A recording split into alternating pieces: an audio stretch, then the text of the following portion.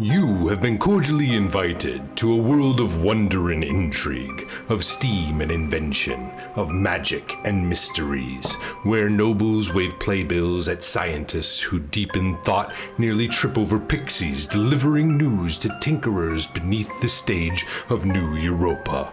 Sit back and enjoy the scene as the actors act, the singers sing, and the players play out the adventures of Castle Falkenstein.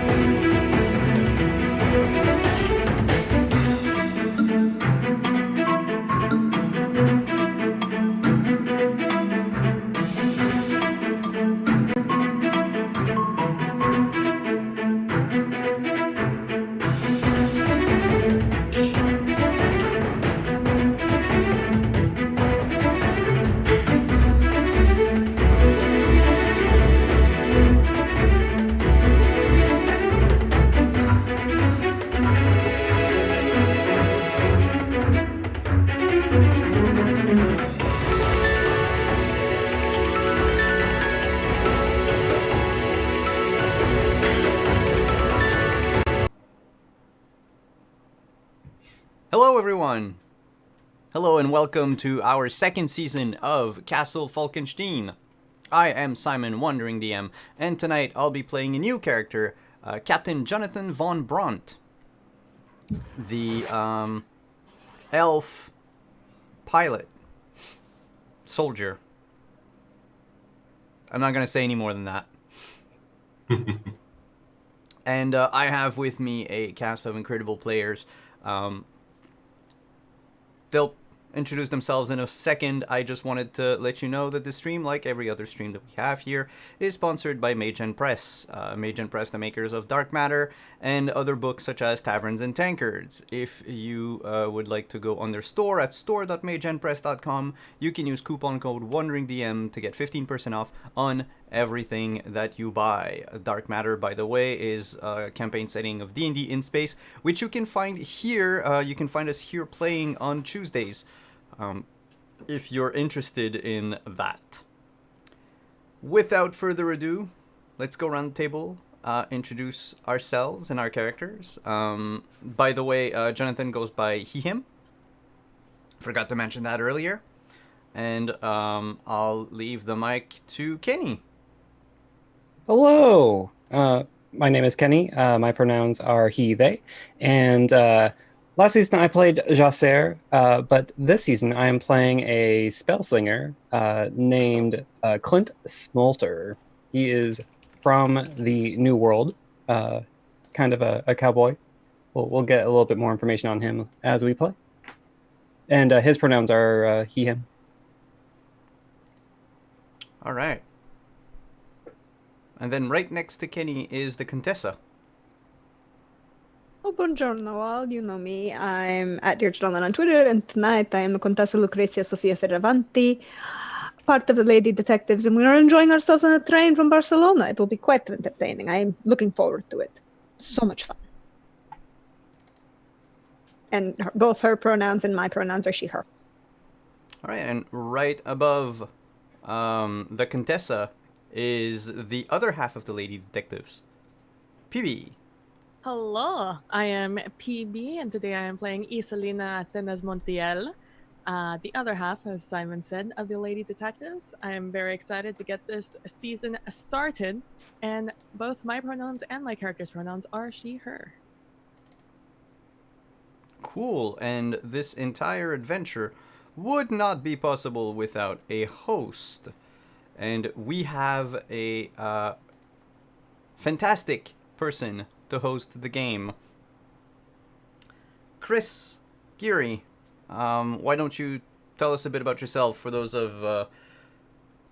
that haven't watched the first season? Thank you, Simon. For anyone new to Castle Falkenstein and what we're streaming, Castle Falkenstein is a steampunk Victorian game made by R. Talsorian Games in the 90s. It mixes an alternate Earth with a variety of magic and invention and mystery. Lots of secret societies and high society shenanigans to go around.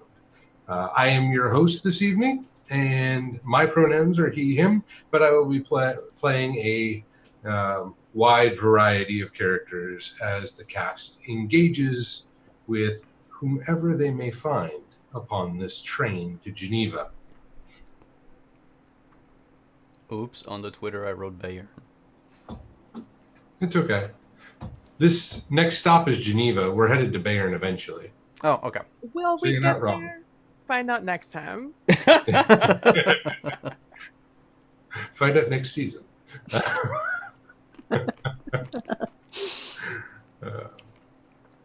All right. So are we ready to delve back into our adventures? Yes, let's go ahead and kick off our recap.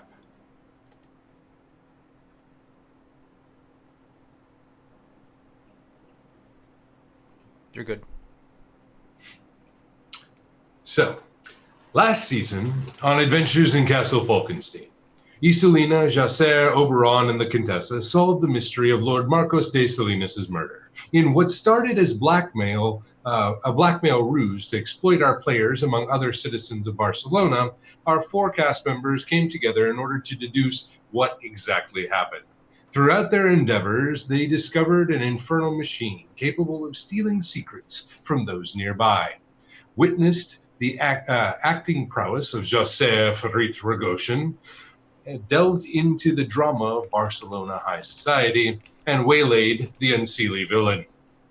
Among the interactions with secret agents, stealth zeppelins, mysterious arcane items, our intrepid players sleuthed their way to the long-abandoned manor of the De Alderete family, where within they saved a near-dead Santi Ramirez and uncovered a connection between the poisoner and someone called the Iron Master. Isolina, the Contessa, and Oberon all spent the following months in Barcelona as they made progress along their own paths. Jacer, who left for the Fey Realm at the end of last season, took a brave new path, sharing stories across the Vale. While Oberon, physically present, has been mostly absent, lost in his magnum opus, invention and building a working prototype with bricks and swizzle, Jacer has been mostly physically absent, yet never seems to miss a scheduled performance at the Lyceum. The Contessa's path has led her once again to travel across New Europa. She finds herself now on a train, whose next stop is in Geneva, accompanied by folk of all walks of life. One such person is Isolina, who also on that train with her newlywed wife, Esme, embarks on a well-deserved honeymoon in Vienna. Who might they encounter on this metal miracle of steam and steel? What secrets might our lady detectives uncover? Why are there hedgehogs running through the dining car? That and more will all be revealed as we rejoin our cast as they continue this new performance upon New Europa's stage. But before we draw back the curtain and jump aboard the adventure, we will consult the fortune deck as we do each session. What do the cards have in store for Season 2? Tonight, we will be doing the tower spread as we put forth the cast, our group of players, represented by the five of, trying to get that centered. The five of spades. Five of spades, five is a power card. As they showed us last season, our players are quite adept and have a myriad of different powers, mental, social, and physical, as well as mystical. Spades. Spades is the intellect, which they used in order to make their way through the trials and tribulations that they faced. Across from them is their new adventure, the 8 of diamonds. 8 representing eternity. Diamonds representing health and wealth. What sort of long-standing wealth or health will they find on this trip? That connection. That connection is the Ace of Spades. Ace representing new beginnings.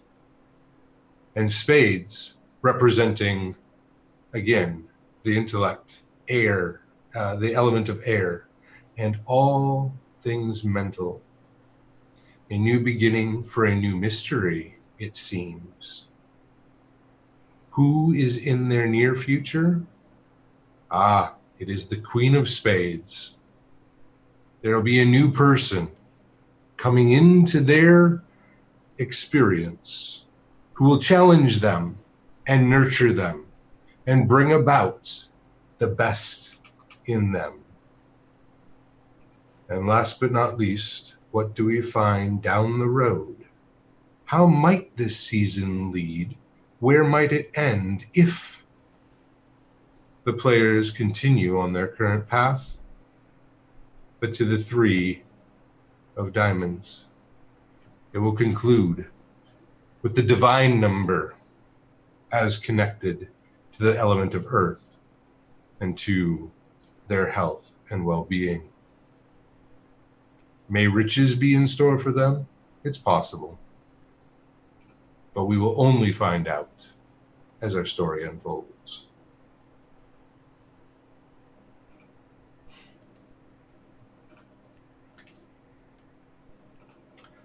Now, we return to the stage. We are on a train. It is in motion, moving its way through southern France towards Geneva, Switzerland. In one of the passenger cars, we see both a slender, well-dressed gentleman.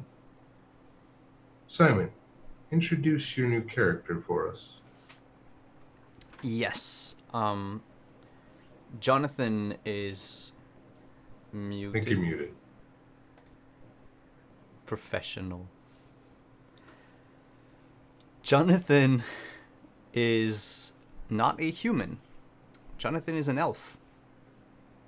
Dressed in a military uniform. You can find him lounging in one of the seats, jotting down notes in his journal as he looks out the window and about his person, always keeping an eye over his shoulders, as if expecting someone. Jonathan is a tall figure, roughly a few inches short of 6 feet, with long brown hair and piercing blue eyes that,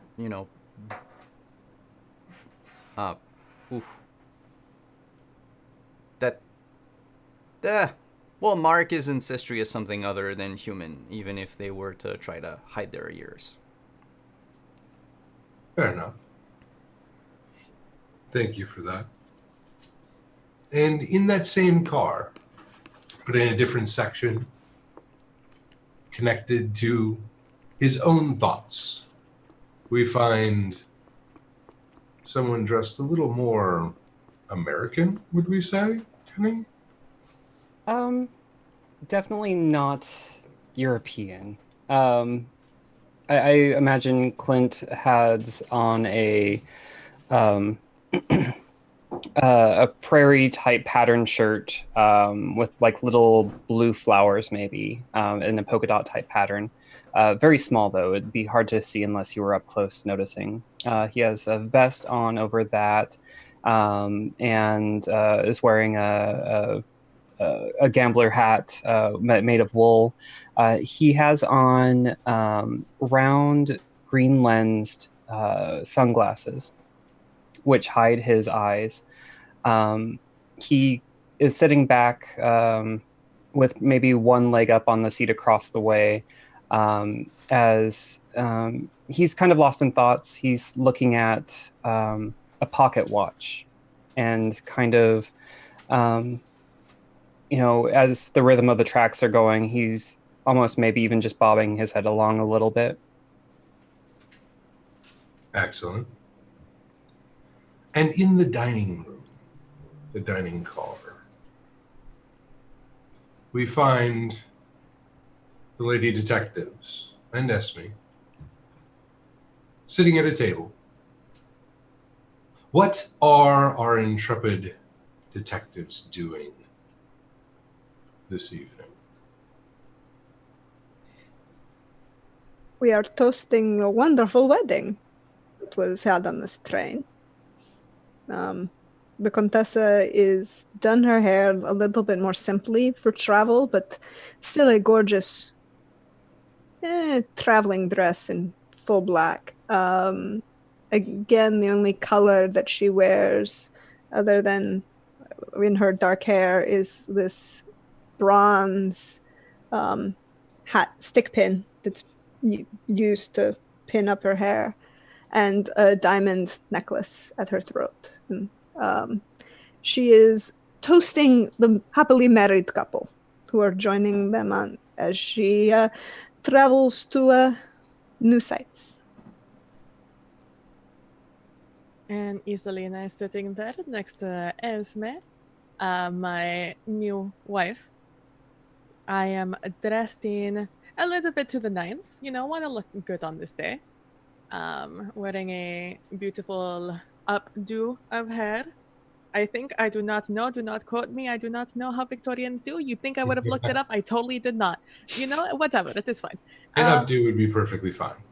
And wearing an appropriate dress for the Victorian era that would look wedding-ish. I'm sure you all can imagine that in your minds. That's what I want you to think about. And Esme is sitting next to me, looking amazing as always. I think pulling off her best gentleman Jack look.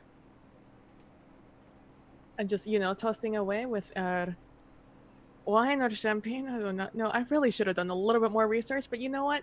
Someone didn't think about it.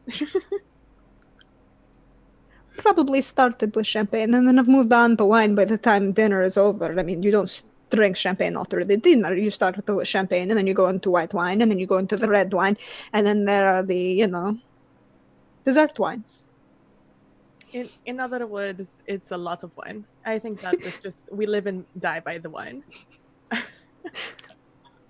But of course. But yes, I would think the only big change in Isolina since last season is now she wears, I forgot to look it up, a ring. It totally, rings are appropriate when you are getting married in the Victorian era. Mm-hmm. That is passed down from every culture. I'm sure everyone does it. We're both wearing appropriate bands, showing off our marriage. Excellent. The first, champagne has arrived and the salads have come and gone.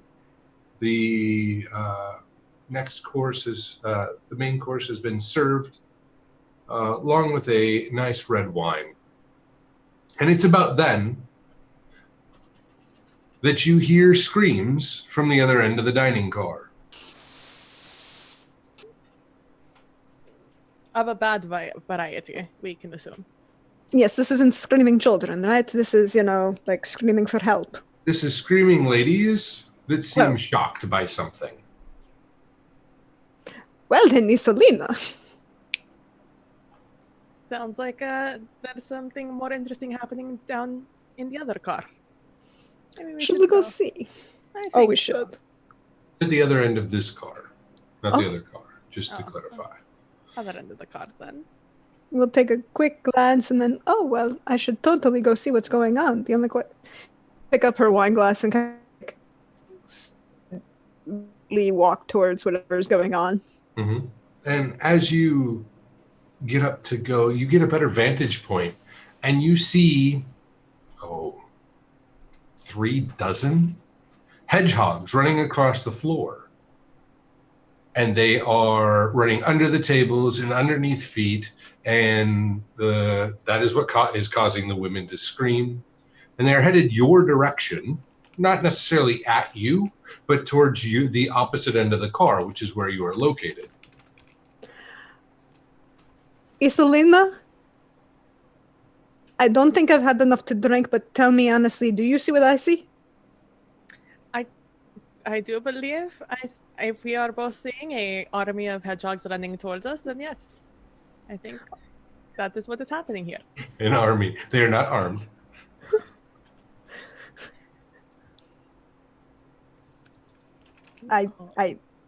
She'll kind of like step back into like the table, so not being in the center of the hall of the alleyway, past the the car. The aisle? Yeah, thank you. Words. They're important. The aisle. Mm-hmm. So you're going to step out of the aisle to try. Yeah, so that but still keeping an eye, because hedgehogs running around loose in the train just screams diversion to her. Mm-hmm. So she's looking beyond the hedgehogs to see what else is going on. I am going to take one of the provided napkins, I'm sure cloth napkins that they provided with our food and wine. And I am going to, as one of these hedgehogs from the array of hedgehogs, that is what a group of hedgehogs is called. Thank you, Google. I would like to catch one with this napkin. Ideally holding it from below so I do not, prick myself with my hand on the other side. So I want to scoop it with this hand, but like with a catcher's mitt napkin, grab it from the top. Okay. It's not difficult to do so. They're, quick and nimble and small. They are not necessarily purposeful in trying to evade or avoid, but simply move away from the direction in which they have come. So you can pick one up with ease, and you find a hedgehog. A little startled. You can tell because the pupils are dilated, which is a pretty easy signifier in most mammals that there is some sort of fear response or pain. Well then, this is a mood. Where are hedgehogs even from here, from Europe?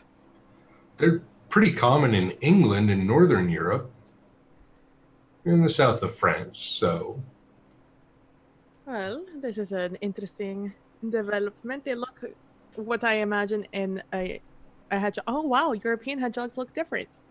All right, just change that idea in my brain. Okay. I was imagining the little white gray guys. Apparently they're just really brown in Europe. And I look at it and I'm just like, oh, well, aren't you just an adorable little thing? And I just scritch it on its nose a little bit. The word you are looking for, Isolina, is rodent. It is a rodent.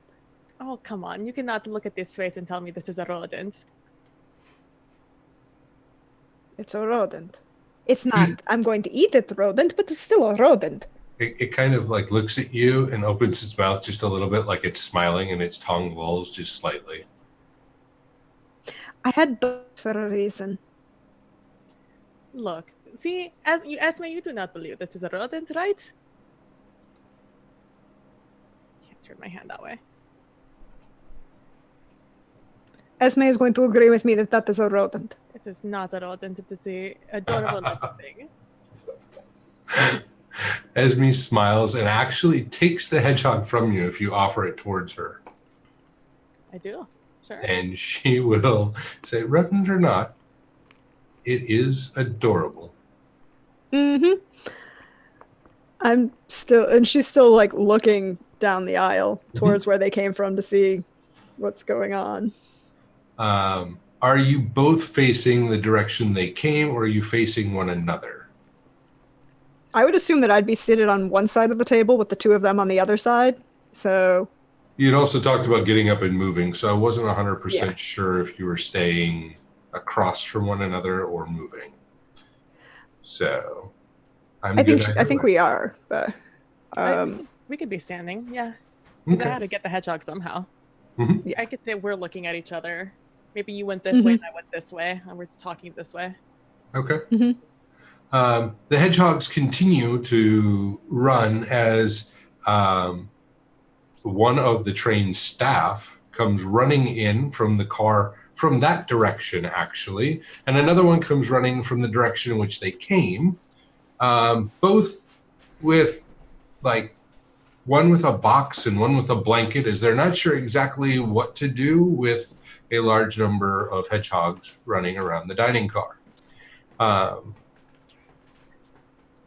As you keep your eyes kind of focused on a variety of things, you will notice that there seems to be a slight sound coming from above.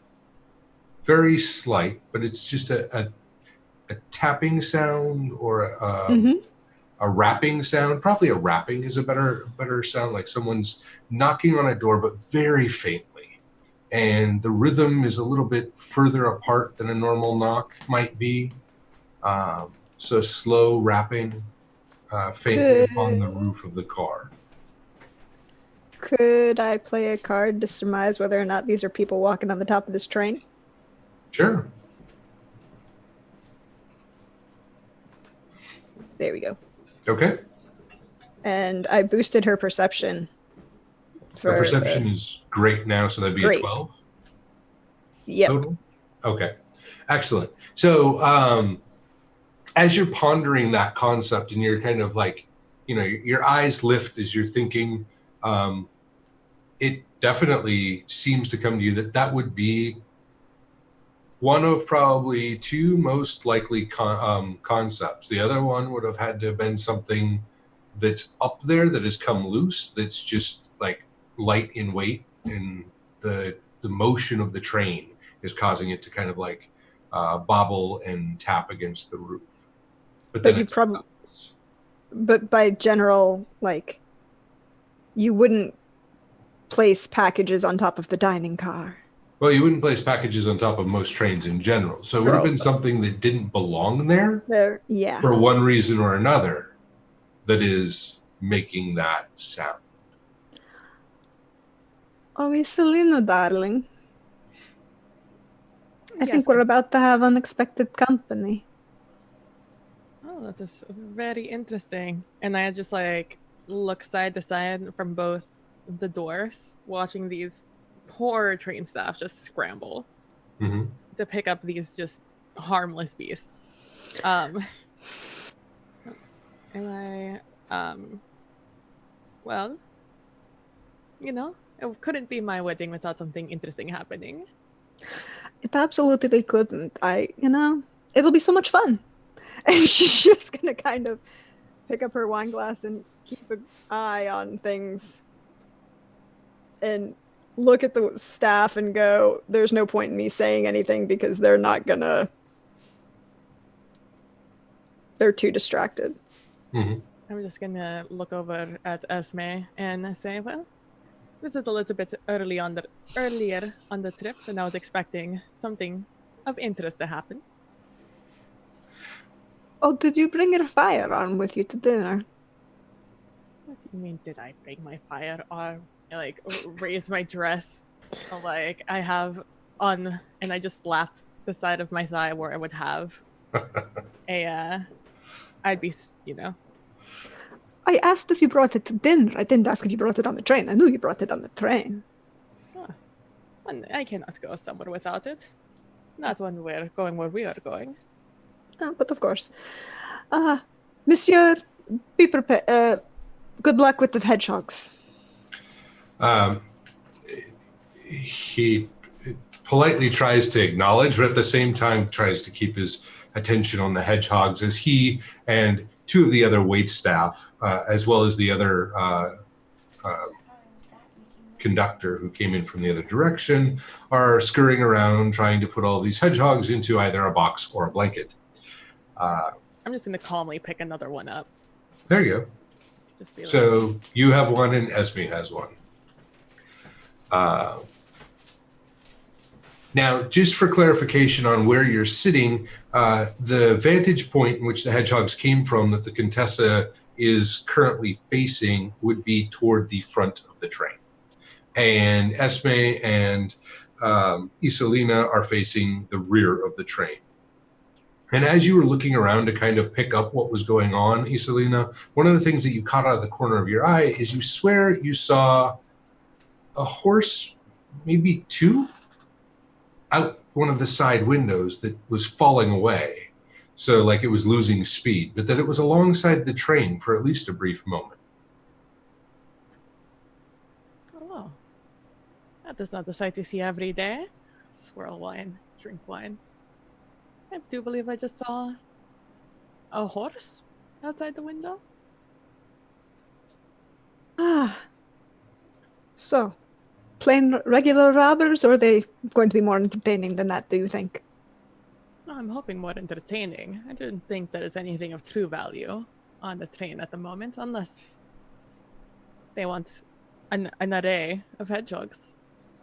The investment in releasing the hedgehog, so that is interesting. I'm interested by that. I'm sure you might want to be prepared for this to have been a diversion. She just kind of says at the waiter nearest to her. Oui, madame. And goes to finish picking up the last few. Takes them a handful of minutes longer than the interaction in which you've had. In order to get them all corralled either into the box or the blanket, and then the two conductors head off toward the back of the train with the hedgehogs. No one at this point seems to have paid attention to the fact that Esme is holding one, and as is Isolina, as there's been a lot going on right now. And the waiters have decided to go about pouring more wine for everyone. Hoping to calm nerves and create a distraction of their own. In the parlor car, where we have our two new guests, both seated, you both will have easily caught a conductor kind of hustling through, excuse me, coming through, excuse me, and making their way through the car, not running, but definitely hurried, headed toward a car behind where you are currently located. From this car, you're about 3 cars away from the dining car, is the way this is currently set up. You do not actually hear the screams that had come from the dining car, as they are more of shock and less blood-curdling in nature. A few women actually fainted for the lady detectives and what you had seen transpired. And a few moments, I don't know, maybe 2-3 minutes after the conductor leaves, the doors on both sides of the car you're in, the parlor car, open, and 2 different individuals. They don't seem to know one another, but it is kind of curious that the doors opened about the same time. They walk in and take seats. One, about 2 or 3 seats away from Clint, and the other one sits down directly behind, not purposefully, but in the seat directly behind Captain Von Brandt.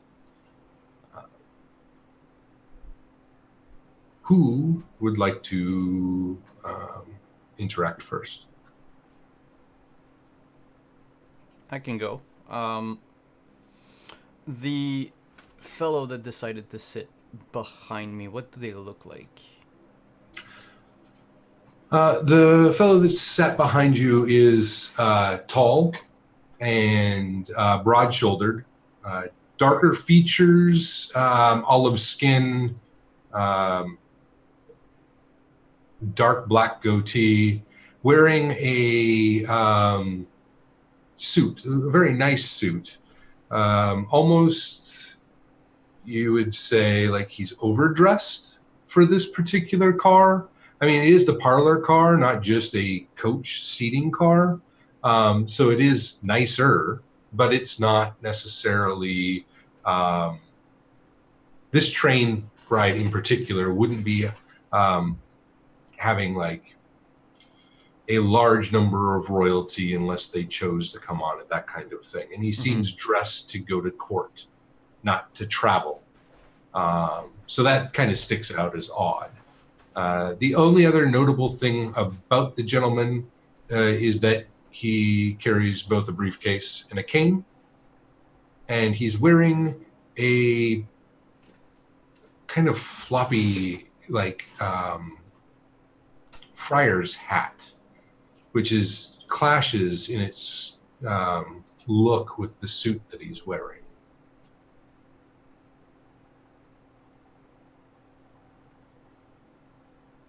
Okay. Jonathan will close his diary. Mm-hmm. Put it back inside his in the inside pocket of his shirt. And not wanting to attract too much attention to himself, will make his way to the dining car. Okay. Are you going to use any skills to enhance that, or just do your best to be as inconspicuous? Yeah, Okay. just do my best. I don't want to attract any attention to myself, so I'm acting as, nonchalantly as possible. But I don't trust the person sitting right behind me in that moment. That's fair. So as you make your exit, I'm going to shift over to Clint, who's still there in the room.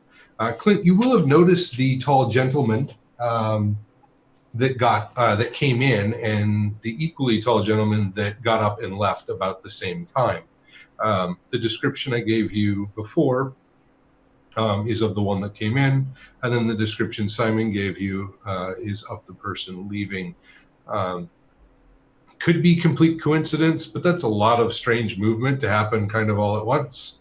And being that both of you are the types to kind of pay attention to such things and patterns, I thought it would be of note.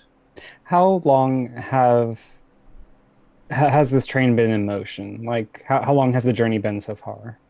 This is, so the last stop was Lyon, France, where you got on, and you are about, it's dinner of the first day. So it left first thing in the morning, and you're now at dinner time of the first day. It's a 2-day trip to Geneva from Lyon.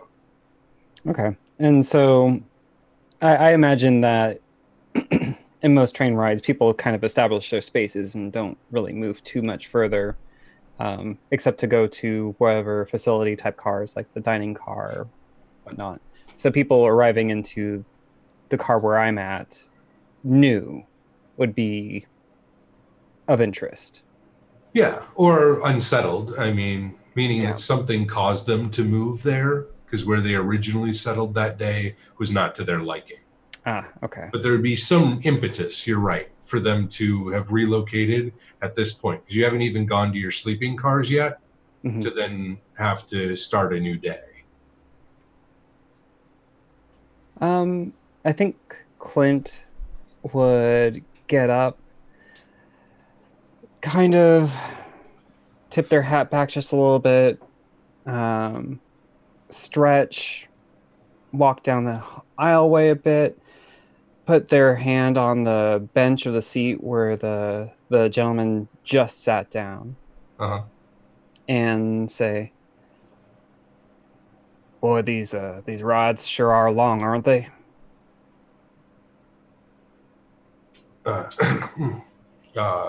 Yes, they are. Sorry, they are quite long. I do say that is some beautiful country that y'all have up here. Yes. France is nice this time of year. You don't travel here much, do you? Oh, this is my first visit, sir. Ah. Um. Well, welcome. I think, or maybe the locals would say welcome. You're not local? No, I'm traveling. And Clint will look kind of up and down the car, and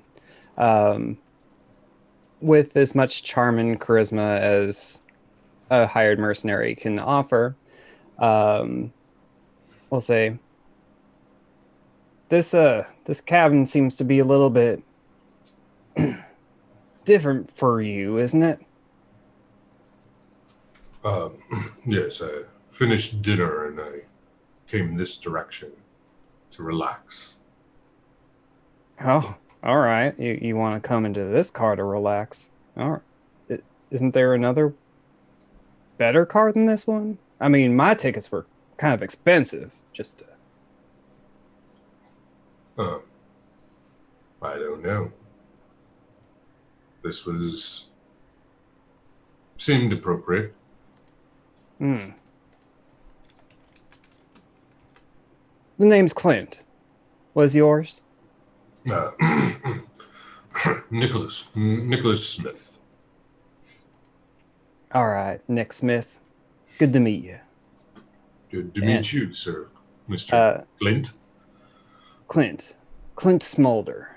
Ah, Mr. Smolder. Good to make your acquaintance. Clint will put kind of a leather gloved hand on his shoulder. So where are you going? What's your business? I am headed on business to Geneva, of course. Well, of course, but what is it? What's bringing you? You'll notice that he kind of holds his briefcase a little closer when you start asking that kind of question. Says, I'm in how might you Americans call it? The trade of antiquities. Ah, fancy old stuff. Yes, fancy old stuff. See, I pride myself on a simple life of sorts. Go from point A to point B, meet new people, have fun experiences, and maybe take the occasional memento if I need to. Mm-hmm. I don't know about pining after all those fancy trinkets. Well, as long as there are others that do, I will stay in business. If everyone had your attitude, I'd be broke. Well, that's very fair. That's very, very fair. Well, you have yourself a good day, sir. Thank you. You do the same. Clint will look back along the car. Is anyone watching him?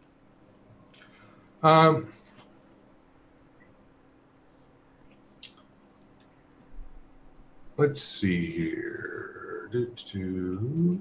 No, Clint is tall. Clint is like 6'7" or so, fairly slim, and he has a jacket that covers his waist. But if anyone's looking too closely, they'll notice a couple of holsters. What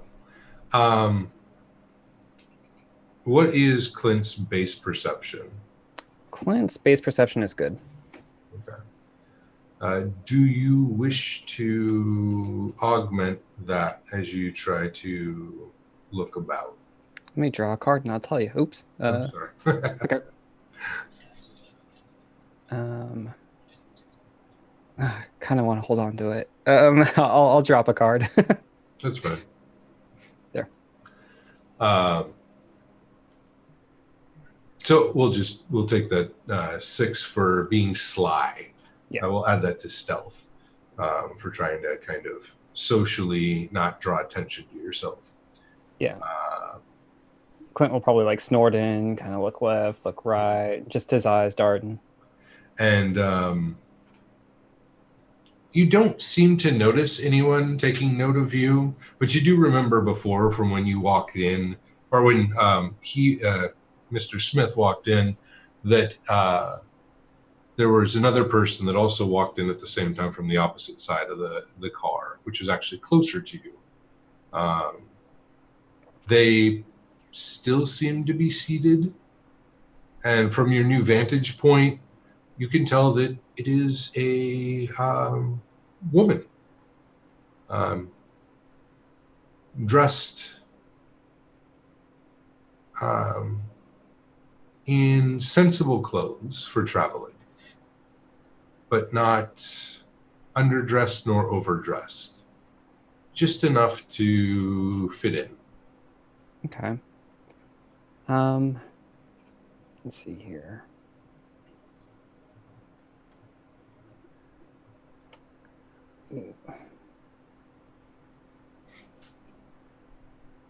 Would I have made my contact already?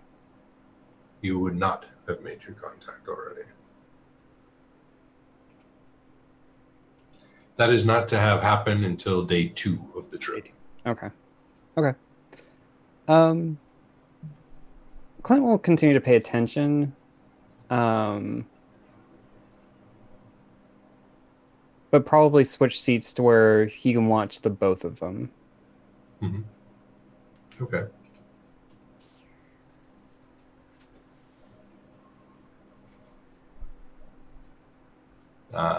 Excellent. So you take your seat to kind of watch, to get a better vantage point on both newcomers to the car, and we'll move our way back to Captain Von Brandt as he exits the parlor car and moves into a second parlor car.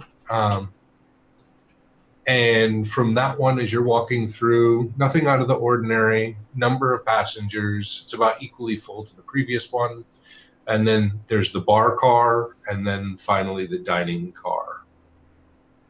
Ooh, I'm not going to the dining car then. Okay. So you're going to stop at the bar? I'm going to stop at the bar car. Okay. Currently, of the cars, this is the most empty. There's one or two wait staff kind of just sitting around, and no patrons at the current moment. But there's a barkeep or something.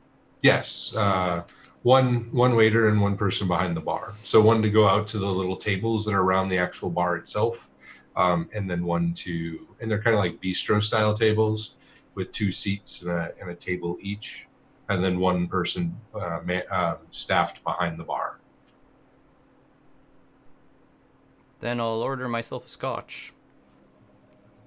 And as I do so, I'm gonna ask the barkeep. So, out of curiosity, how many people have boarded in Barcelona? Do you know? Well, Barcelona, that was technically our starting point. But I remember you. You were on the train that went into Barcelona, weren't you? Yeah, I travel around. Long trip ahead of you. Well, we got a number of people like that. I think there are 3 others that made the transition to the new, to this trek. That did get off in Barcelona. And so that make 4 that stayed on. And then the other 26 that got on in Barcelona or so. You'd have to ask one of the conductors to get a hard number. I just kind of keep an eye out, roughly. Oh no, that might be a good idea for me to speak with the conductor. I'll look around. Do you think he might be, can I bother him at the moment, or should I wait for the train to stop? It's depends on if you can find him. I saw him running toward the dining car a little bit ago. Really? Any emergency? I don't know. There was some sort of hullabaloo or something like that happened. And about then, you'll actually see. Actually, no, they went the other direction from where you are. So, no, you would not have seen them come through. Okay. My mistake.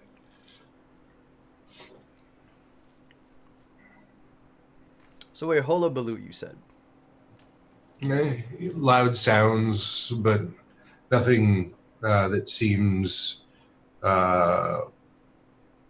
like, dangerous. Just somebody probably got fresh with somebody else and it started a little bit of an issue. I don't know. Or somebody said something that made a lady faint.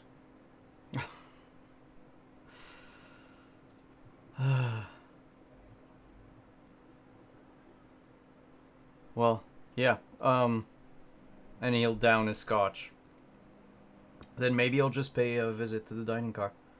Thank you for your help. Really, what's your name? Excellent question. This is not going to be another Santi, is it? We're going to go with... Well, I mean, he's the barkeep. He's got to be the most important person on this train. We're going to go with Tristan. He will be. Of course he is. Tristan Del Salto. Well, Mr. Del Salto, it was a pleasure. Same to you, sir. And I'll curiously make my way to the dining car. Okay.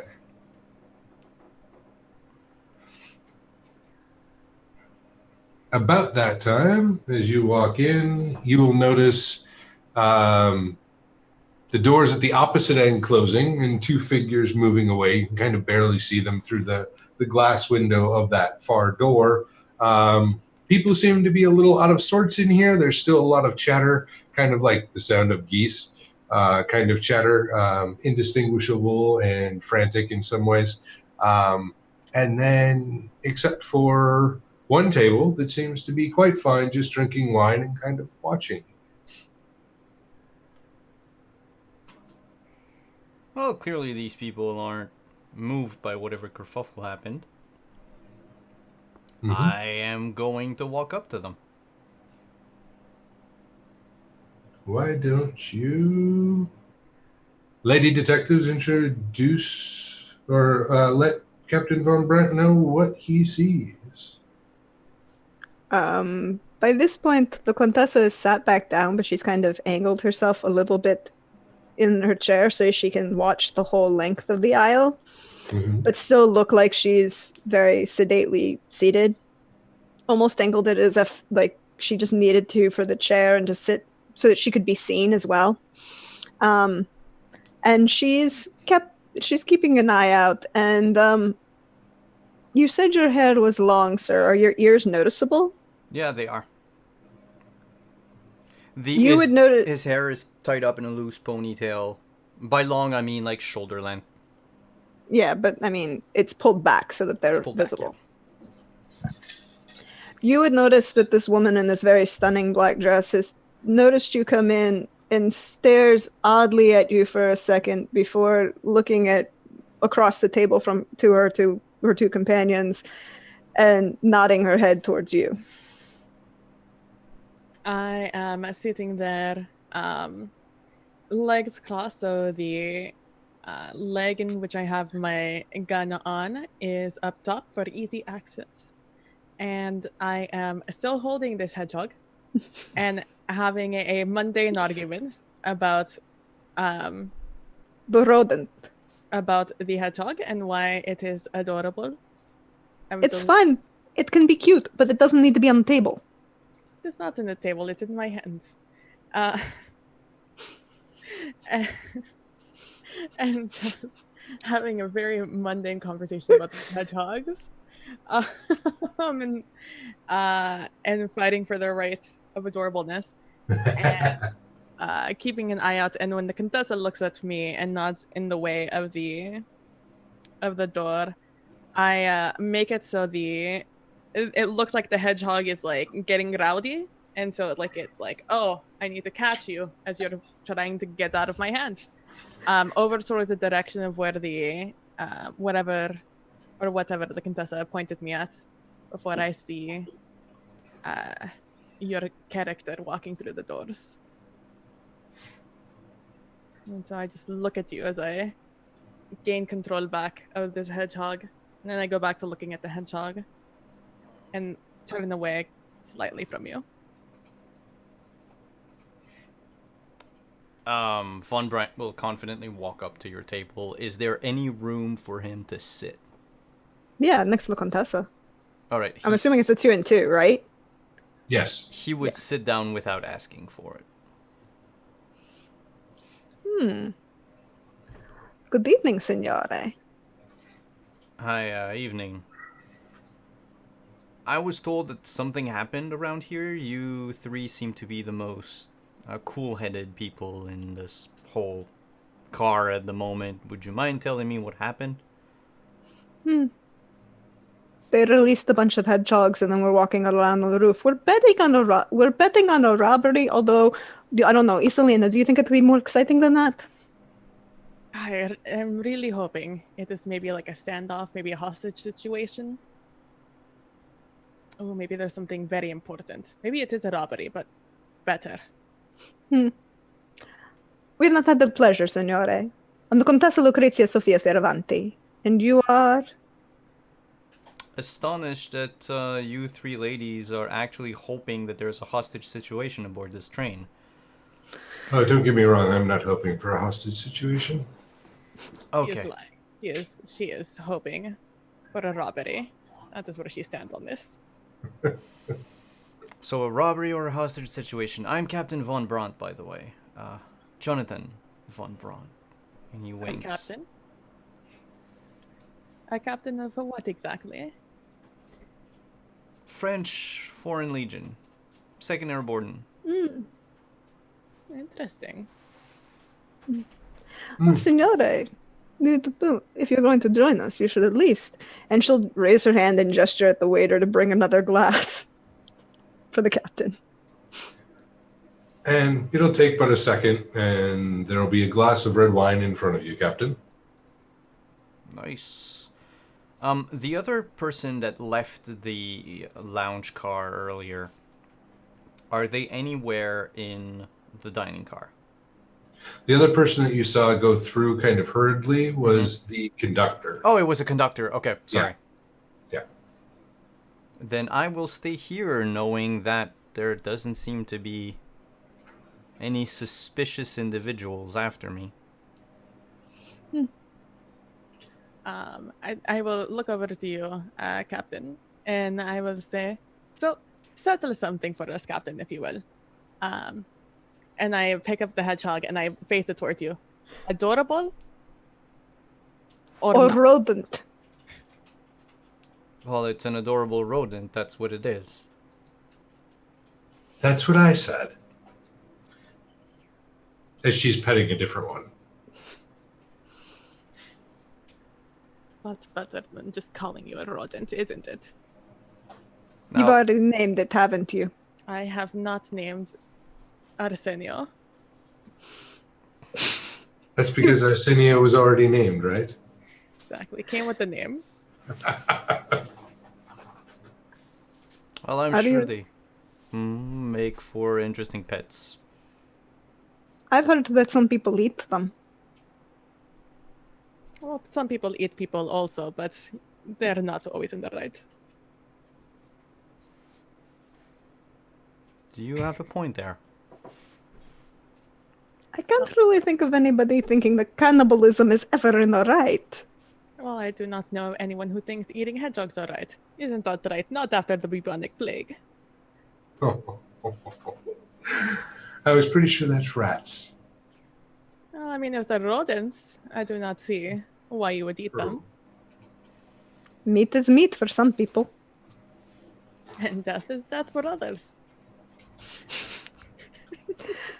Don't worry, Captain. This is, we're almost always like this. I see. Exactly. except more joyful today. Well, maybe this... No, go right ahead. I was saying that we were celebrating their wedding. Oh, well, congratulations to you both. Thank you. See, it is a wedding present. This array of hedgehogs. If nothing Yes, else. Arsenio and Marcella will be quite happy. We're definitely gonna have to get them. Do you think they have cages here, or like a carrier? Well, they had to come from somewhere. I see the wine is already kicking in there, Captain. You know, elven constitution. Really? Is that a problem that elves usually have? A lack of constitution? Depends for who. My constitution is top of the line. This was just a little bubble. Good to know. I've already forgotten your second. What is it, Captain Burperish? Von Von Brand. Von Bronze. You know, I remembered the first part. I think we should just be all proud of that. Okay. It's Well. basically Captain on Brand, but I added letters. I love it. So what brings you to this train, Captain? Oh, I'm traveling. Going back to my native Bayern. Going back home. Interesting. Yeah. I'm also going to stop in Munich on my way to Vienna. Any places you can recommend, signore? Well, I own an impressive house in Bayern, near the Black Forest. But if you meant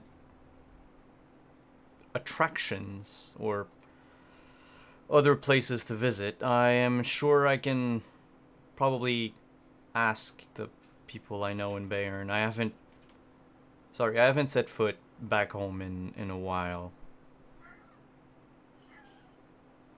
No reason I can't have both.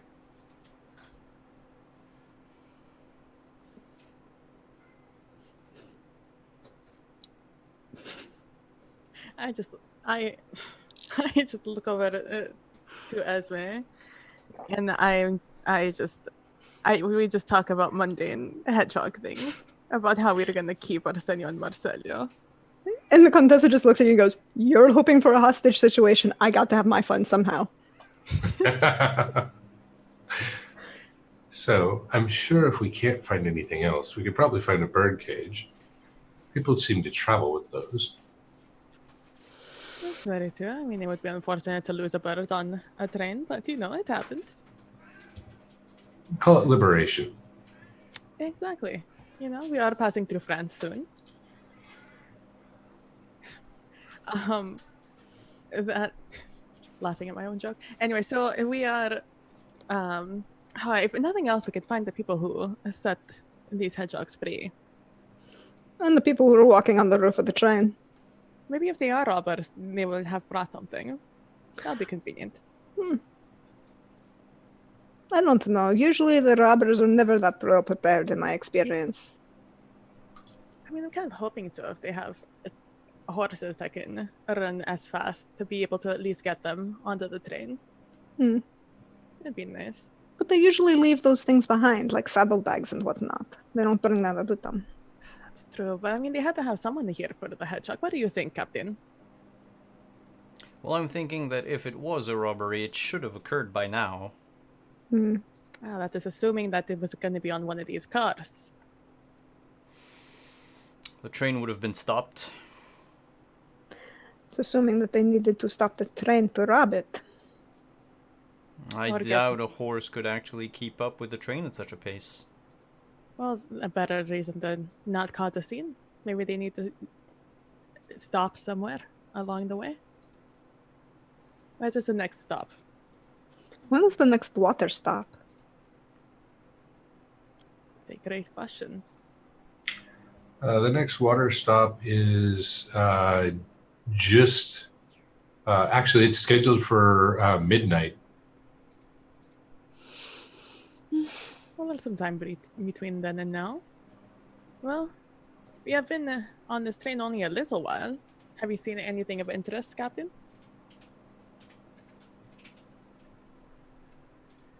Like interesting people, interesting sights.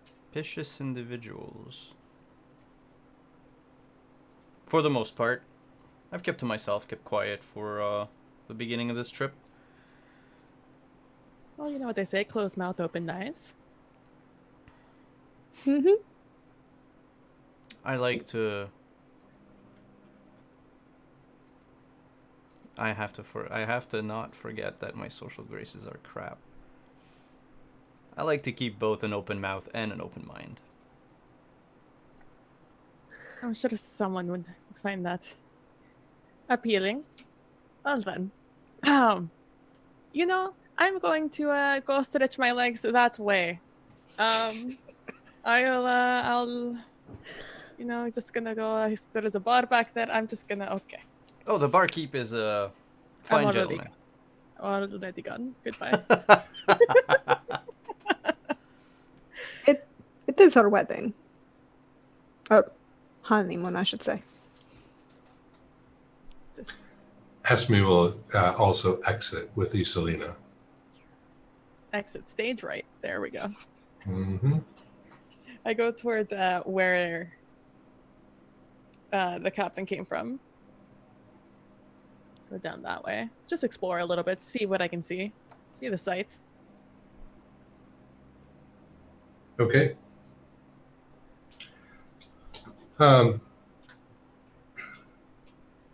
As you do, you make your way into the next car is the bar car.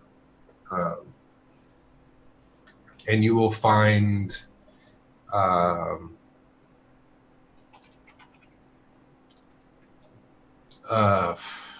empty bar, except for one barkeep and one waitstaff. What time of day is it? It's dinner time. Dinner time? So kind of a little early for dinner. So 5:30-ish. I mean, that's maybe normal for the French, but that's early for anyone from Spain. So we're having a liquid dinner, is what you are saying. I go. you never got to the main course. The hedgehog's interrupted. That's fair. So liquid dinner is. I will go up to the to the barkeep and I want to say, hello there, senor. An empty bar. Interesting. Indeed. Everybody's probably eating or something. If they're, well, actually, no, I take that back. Most people are probably still waiting until it's more appropriate time for dinner. That is fair. But you know what it is always time for, senor? Wine. Exactly. And he turns around and grabs a bottle and 2 glasses and places it before you and Esme and pours 2 glasses of wine. And I will say, I will turn to Esme and I will go in for a cheers. And I will say, to us, for a happy future together with hopefully only interesting events. She gives you a smile, very soft smile, and says, yes, to us, and to a wonderful, exciting future. And we'll probably just sit there, just talking idly with the barkeep, asking him if he has seen any cages around that could hold our new Arsenio and Marcelo.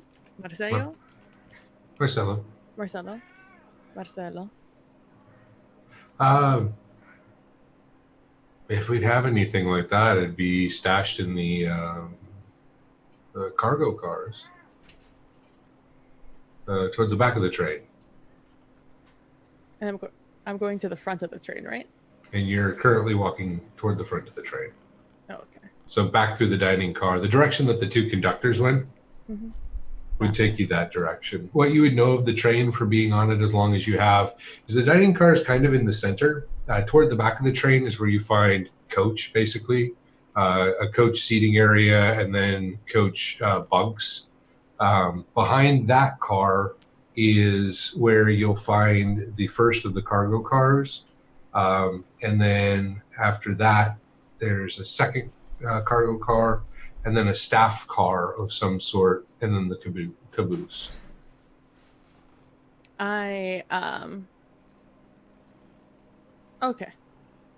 Okay. So I will continue drinking, and probably have like 2 glasses before we head back to the car where the Contessa and the captain are. Okay. And then from there, whatever happens. I won't make future plans. Okay. At this point, we're going to circle back to the parlor car and Clint. And we find ourselves in the parlor.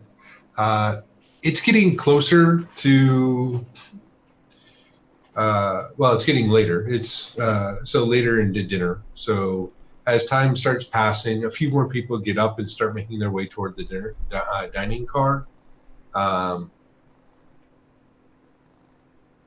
And so does Nicholas Smith. As one of the other people gets up, you'll notice he gets up and follows them. He's still kind of holding his briefcase kind of close, nervously, and but he takes off his hat at this point and tucks it under his arm. Clint takes out his pocket watch, pops open the lid, and inspects the picture inside, and kind of looks up at Nick as he's leaving, and closes the lid again, shakes his head, then kind of looks around and again tries to notice if anyone's noticing him.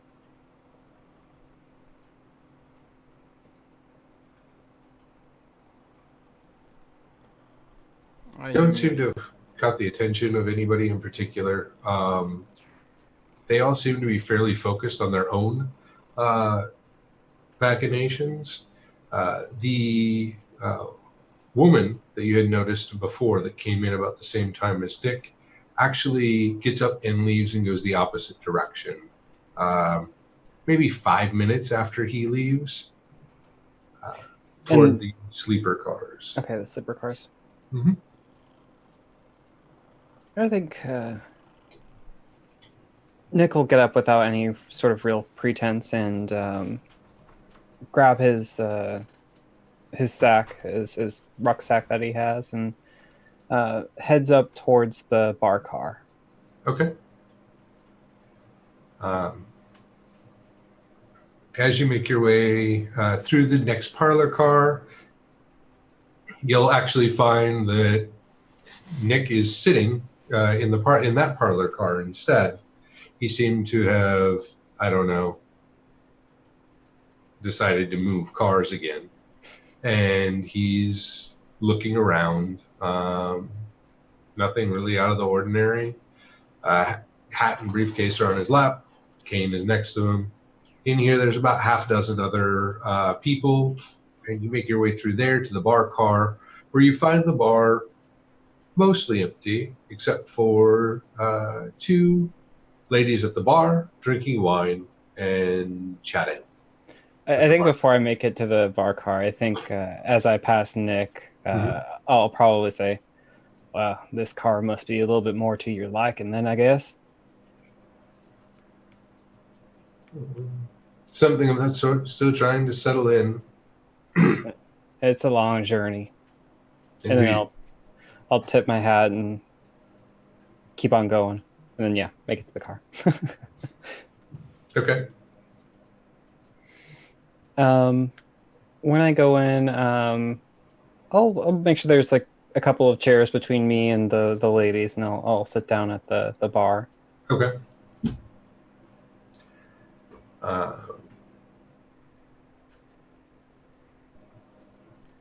Then over to Selena. A gentleman comes in, tall, actually very tall, and foreign.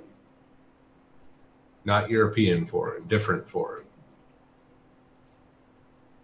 If the 6'7" was nothing, and the hat. I think the hat is what gives it away. Yeah, it's a little American, isn't it? A little not European, at least from my Yeah. knowledge. I am probably halfway down my first wine, because it is my honeymoon and I am celebrating, robbery or not. And I what is it called? I definitely make you. I know that you come in to the carriage, and I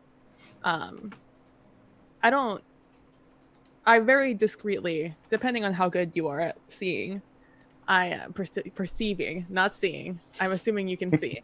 Perceiving. You will notice me looking at you or tracing you to see what your movement will be before you sit down a few seats away from us. And before you sit down, I look over to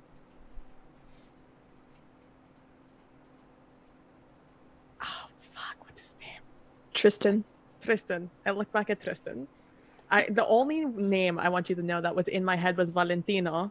And I'm like, not that. Please get that name out of my head. Tristan. I look over at Tristan and I say, it's already getting more busy. Yes. And he'll turn his attention to Clint and say, what do you have? Clint will take his hat off and put it on the seat next to him, and will kind of run his hands through some short brown cropped hair. Say, well, I don't know if you have whiskey. Well, yes, sir. I don't know if you call it whiskey. It's scotch. Well, Similar. If you can pour it over some ice, I'll try it out anyway. And he'll say, yes, indeed. And he'll dig around. You'll hear like clanking of metal a little bit as he's opening up some compartment underneath the bar. And then you hear an ice pick chipping away at ice. Then ice in a glass as he sets it before you and pours a bottle. And what comes out looks a lot like whiskey. As long as it is still light outside, Clint will still have his sunglasses on. Okay. And when the whiskey's placed, or the oh my gosh, what did you call it? Sorry. So when the scotch is placed in front of him, Clint will pull out an appropriate tip, place it on the counter, and say, well, thank you kindly. And thank you. And he'll palm it and set it aside under the bar. You're assuming some sort of container, jar, or something of that nature. And then goes about cleaning up, trying to give you all privacy. Clint will take his glass. Are these like swivel chairs? They're just stools? Stools at the bar. They are fixed at the bar, like fixed to the floor.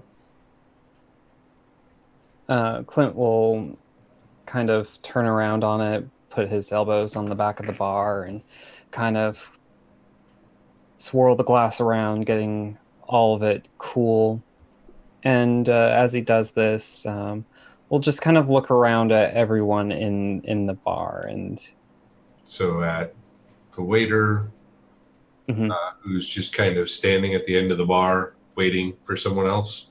And then you have Iselina and Esme.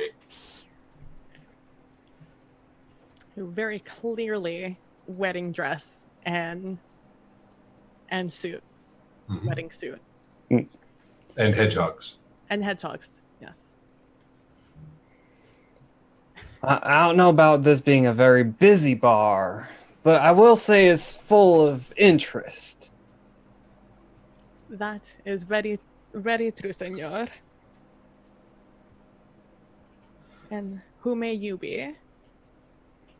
My name's Clint, and you are, and your lovely companion. I am Isolina Montiel Atenas, and this is my hedgehog hand. Oh. This is Arsenio. And I walk over to Esme so she can introduce herself. She said, my name is Esme, and this is Marcella. Well, Thank you. I don't see varmints as pets that often. They mean something a little special to you. Well, I mean, ever since Arsenio came into our lives, I can only say we've only become happier. So, adorable guy. It's special in that way, Senor Clint. But you are a curious fellow yourself. And I say, like tipping my hat. I assume you are hailing from the Americas. Well, I hail from wherever I was, and I'm going wherever I am, so I don't really hail from anywhere. That is true, though your accent is definitely not European. No, ma'am, it is not. You hear that? He called me ma'am. See, this is what I tell you every time. People from the Americas, people always, they may have overthrown the people before, but they're very kind, nice people. But what you call it, Clint, down in the south when people are nice to you? Southern. Just in general, see, southern. See, that's very charming of them. It is, indeed. It's been very nice to meet you, Clint. Likewise. I hope we get to share another drink. This is going to be a very long trek, I feel. Oh, and why would you say that? I don't know. There's just something in the air. I like that too. Something on the roof also. Though you can't figure out what it will be. My bet is on the robbery. Well, and Clint will kind of pull his jacket back. They can try. That'll be interesting. See, this is my kind of man. I like him. He's a good one. And I will definitely also lean back a little bit and just, pat where it would be on my thigh. Take that as you will. And I will say, absolutely correct. A lot of interesting people on this train today, and not all of them seem all that bad. Despite the hedgehogs. This is why I like Europeans. Everyone is always prepared here. You never know what will happen, I am blessed enough to be from Barcelona. We're fairly a safe city where we are situated, but where we are going, senor, that is where everything is very interesting. Everyone is so close together. So many people so angry about things that happened a century ago. Yes, it's all very German. Well, every life, every once in a while, gets complicated, I'm sure. Very true. Though some people say complicated, I say interesting. Well, very interesting. We'll see. We'll see. I definitely would keep an eye out, though. In fact, oh, I keep my eyes open. And your mouth closed or also open? I'm a gentleman. I try to keep my mouth closed when I need to. I already like this one better. Yes, he is outfitted fairly well. And Clint, you'll be able to pick up on the fact that Esme has paid most attention to not necessarily like you've seen people who like fixate on the gun that you have, usually out of some sort of fear or apprehension. She seems to be tracing your equipment and kind of like scanning over how you're set up and how it functions. So the holster, not even the gun, the way it's buckled, your posture. She's taken time to actually, she's not even trying to look for your eyes, but she's definitely searching the glasses that you're wearing, and taking in all of those kinds of bits, which is different than what you would see from other people who seem to give you longer glances than normal. Yeah, Clint always makes sure to show the let's see, which one was it? Sorry. The regular the 6-shooter. The other one's on the other holster. Fair enough. But that one's closer reach. Gotcha. So yeah, she most likely would have noted what kind of pistol you had holstered, but it was more about how you carried it. Kind of like maybe as if she was evaluating whether or not it was for show or if you could actually use it.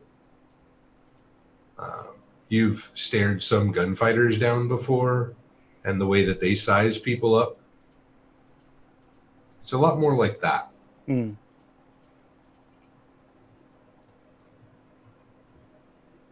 Clint will nod appreciatively and seems like y'all are very keen. That is one way to put it, senor. One way to put it. So, you also seem a little bit keen, and therefore I will ask you, have you seen any cages or birds in cages around? I've seen lacks of neither. I have seen an antiquity salesman, but he's rather bland.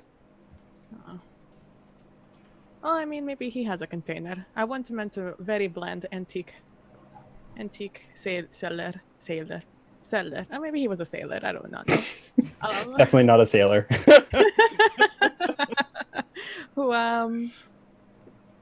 he had some interesting things. He was carrying some oddity in the cage. Maybe this one will be also. Was he carrying maybe a case, a carrier of sorts? He had a briefcase. He's carrying it like his own child. Interesting.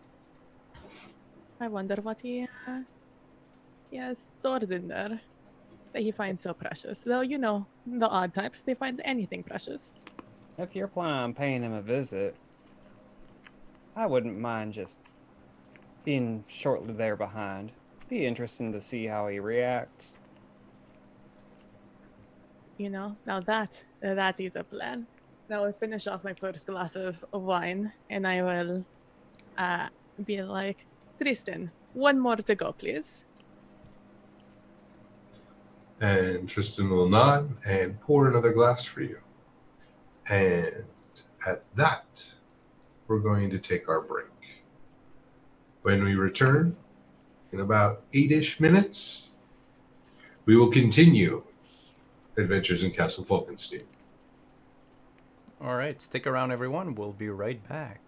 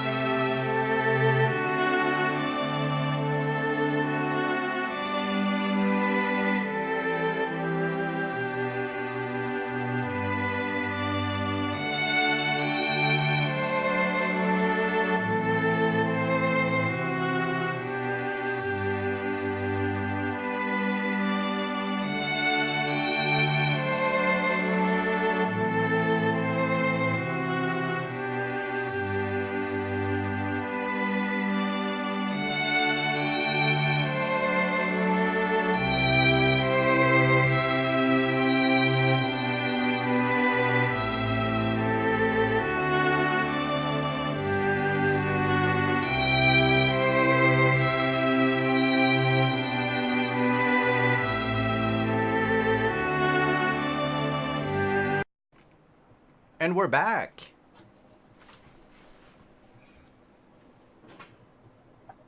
So where were we? So we had faded out in the bar car, and the curtain rises, and we've come back, and now we see lush green everywhere. And the pristine ivory castle of the Fey Court. And inside we hear laughter and applause as we see Jasser finishing up where we left him off at the end of season 1. Tell me, how has Jasser fared since we last saw them? Jasser is... I think that they are so, like, they've been moving from, like, point to point as far as, like, their career is concerned, and, like, they can't fathom what's next for themselves. And so being at this penultimate position of basically being a lead storyteller for the Fey Court has been, like, one of the most exciting experiences for them in their life. And so I think what they concentrated on was trying to get as many stories as possible. And so at a certain point, I think over, a couple of months, they would do whatever they could from memory and from what they had done. But then they would have had to have said, I need to go back. I need to get some more of my own things, just so that they could go and grab some stuff from their library or bring back more stories, because they want to continue to be able to provide what was being asked of them. Excellent. And of course, their request is granted, and they will find out that time is actually slightly weird and doesn't seem to follow any pattern in the Fey realm. And so when Jasser emerges, actually in a quiet Lisa Yu,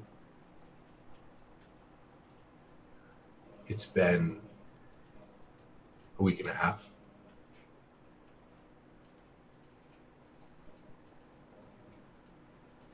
So I think as long as it's quiet, Jasser would, even though the stealth is like they're very poor at stealth, they would try to move as quickly and as purposefully as possible to the library.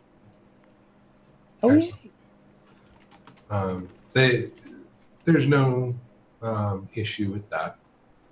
They make their way. They find what they're looking for, as well as the ring that they were given. It was a ring of woven clovers that, when you crossed the veil, had turned silver. And they said, spin it 3 times for when you're ready to return. Okay. They will have packed a bag full of really anything they could carry with them, as far as like stories and books. Yeah, I don't think they would take any clothing. I don't think they would take any material goods, just the books.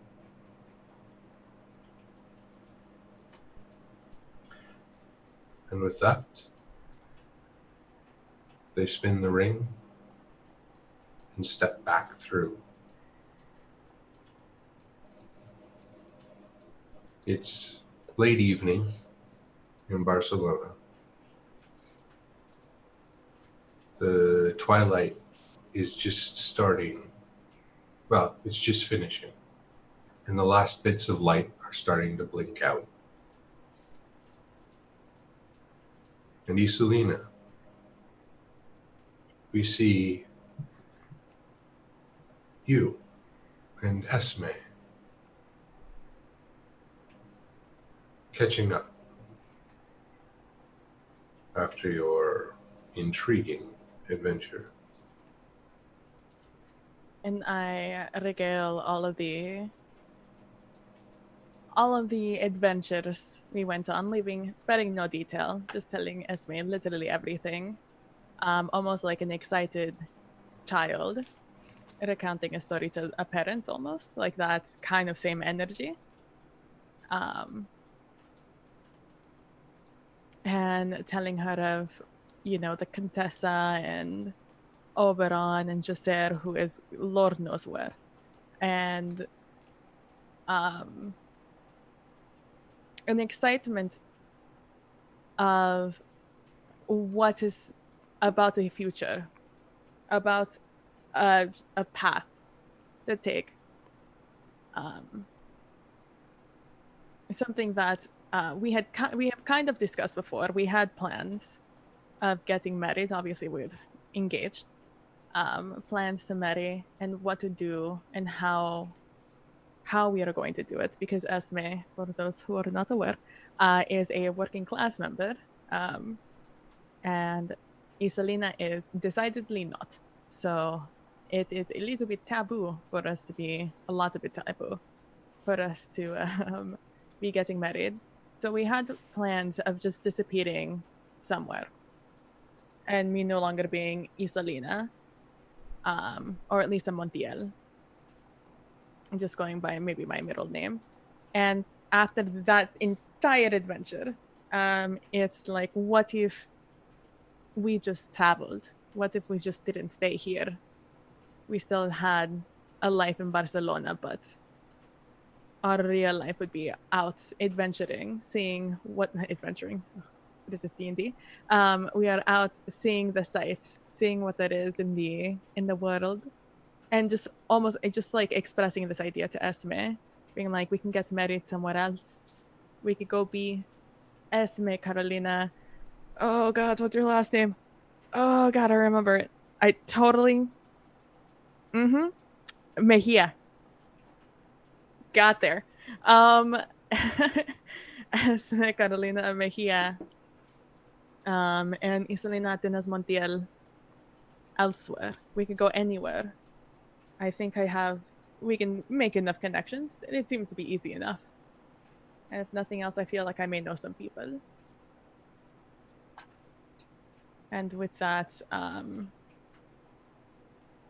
we planned to I sent some message. Oh, I talked to the Contessa. She is still in Barcelona.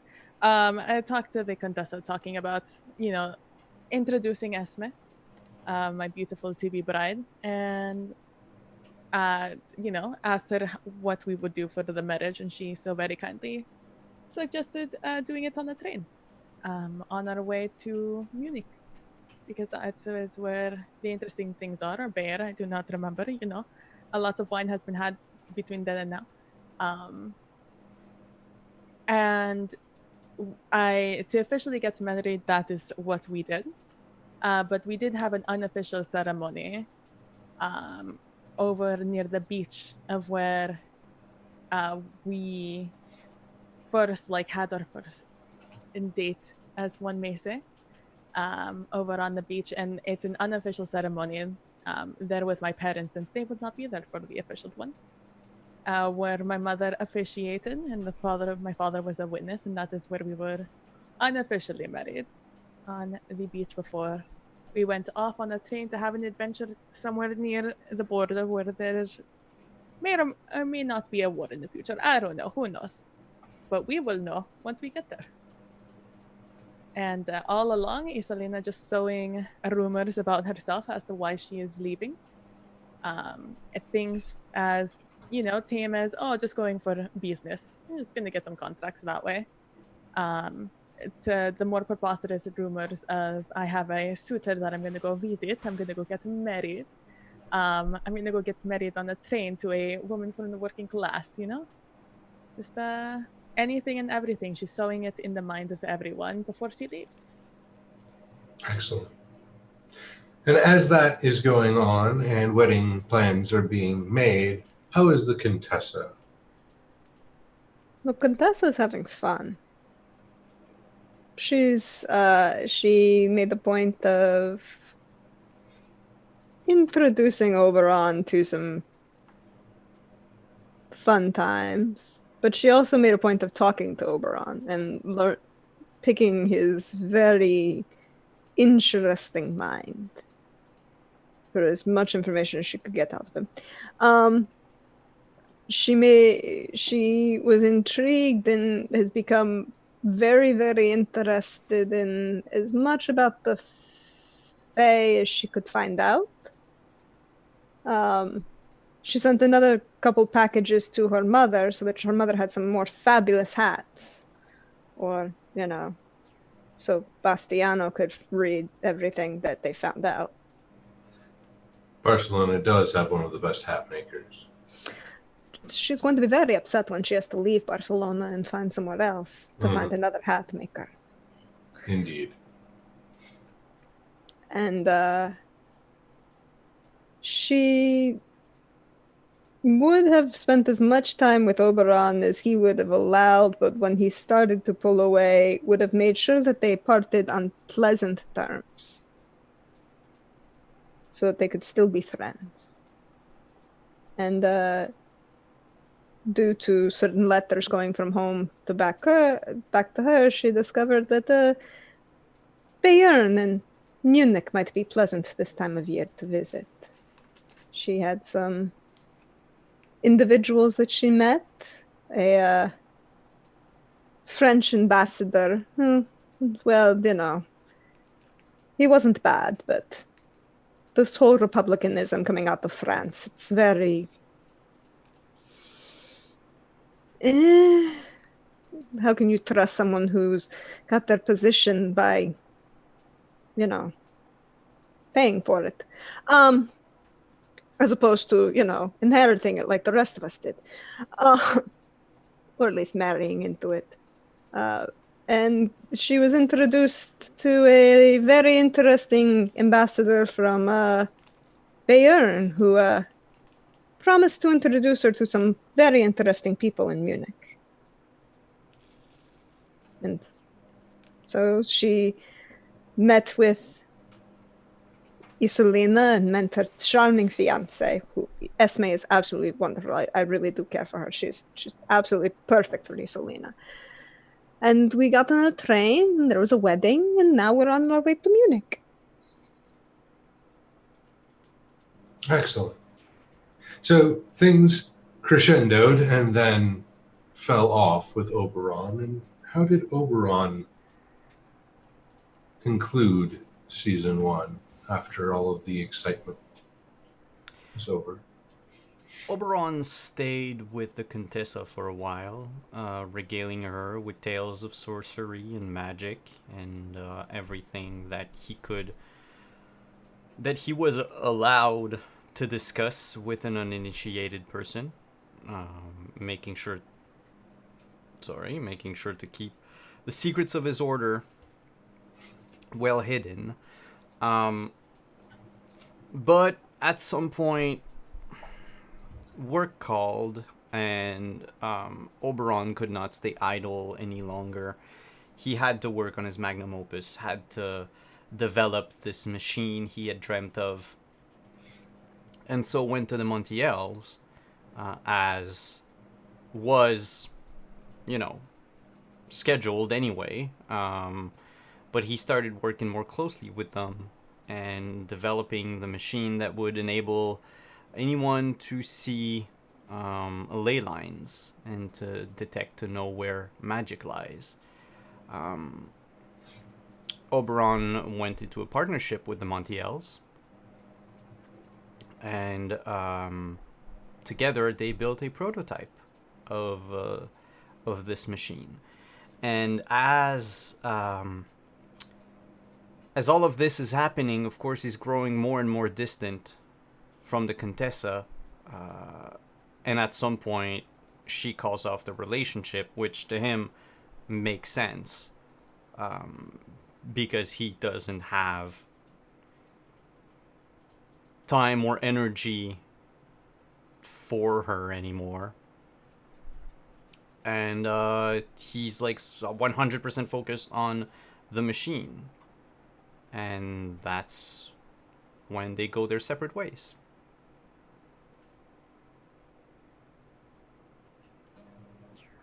And as we leave Oberon, working on his prototype, there's a flash of magical energy that ripples out as it powers up for the first time. And we would find ourselves gazing back upon our dining car. And there is the Contessa and Captain Von Brandt, both of which are hedgehog free, when an equally bright flash seems to cut across the train,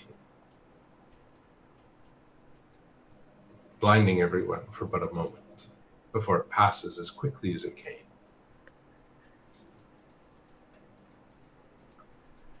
So, how do you feel about magic, Signore?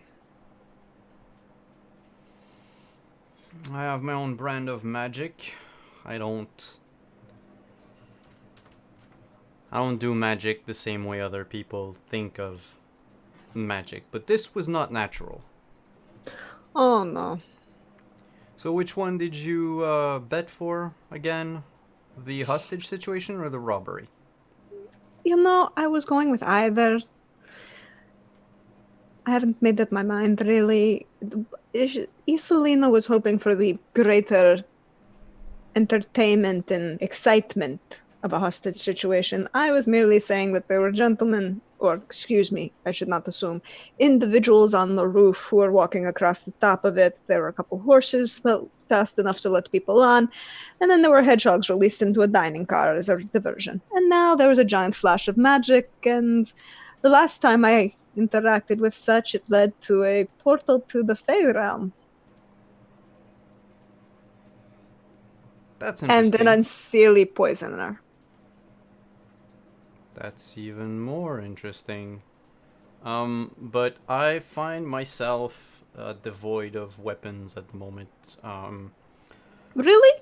I have a couple if you need one. And she'll pull from right in front of her, stitched in the middle of her boning, a very long pin. It's like 18 inches long in spring steel. Yeah, Oh, don't worry. This one won't bother you.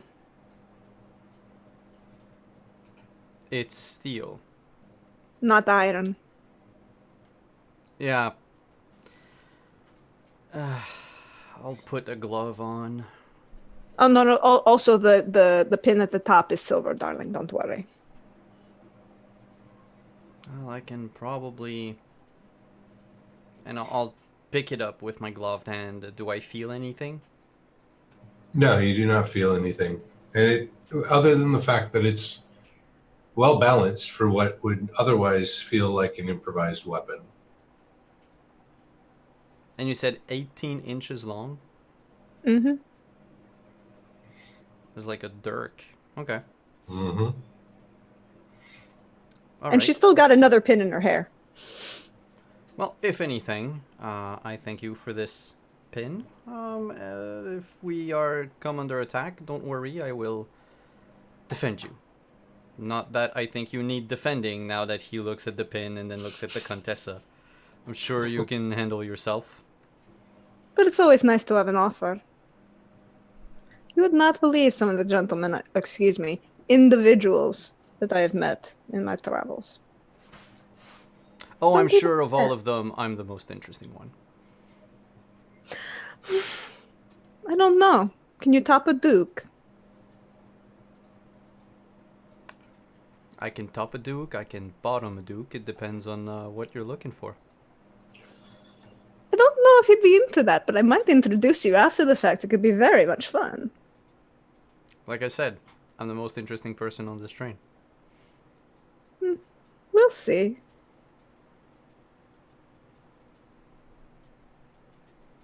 We'll see. So looking about, how are people reacting to this flash? They seem most people seem like they were a little dazed, a tad confused, but more as though it's like they didn't fully grasp what happened. For whatever reason, it didn't seem to affect you, but magic in a lot of ways doesn't. And many times you're just kind of inert to it. But the Contessa also didn't seem to be fazed by it much either.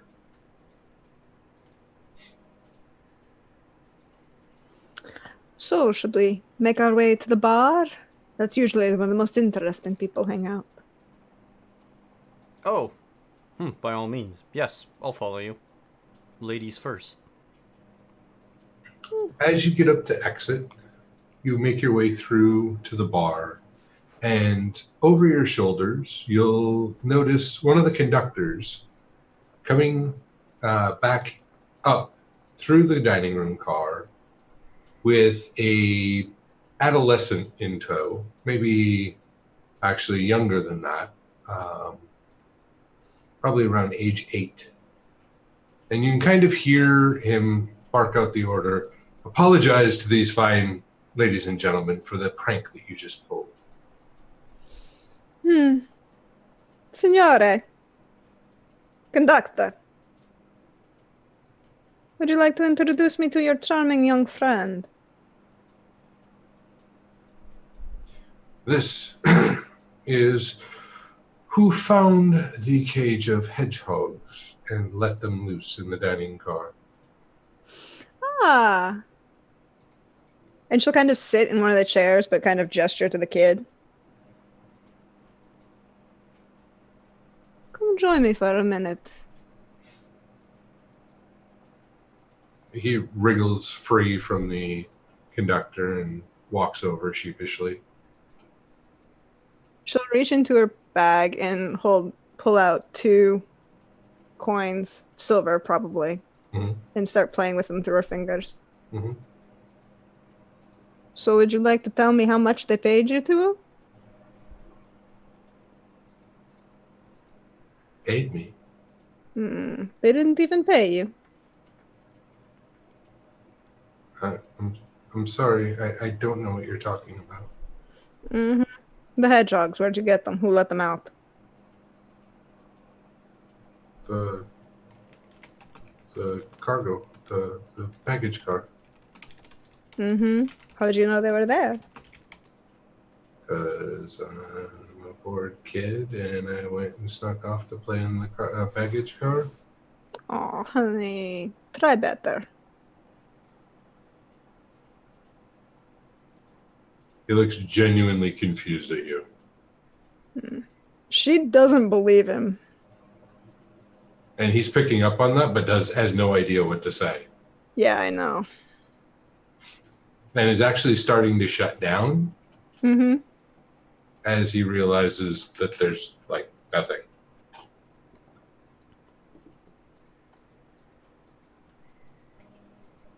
Well, since you wish to be enterprising and... I don't know. Captain, Yes. do you think our young friend is adventurous enough? For what? Join the Foreign Legion? I don't think he's quite ready for that. No, but we would we would teach him some discipline. You'll see him start looking at the conductor for help. Don't worry, darling. I wouldn't let them have you. But... And she'll flip him a coin. He'll awkwardly miss it and falls to the floor, and he goes to pick it up. Next time you want to have fun, let me know in advance. I wouldn't want to get anything on my dress. Still looking extremely confused, says, "Yes, ma'am." And then looks at the conductor and goes, can I go? To which he's equally confused as to what just happened. And the kid scampers off back toward the coach cars. Conductor, how did a child get into the luggage compartment? Should we be concerned about our property? No.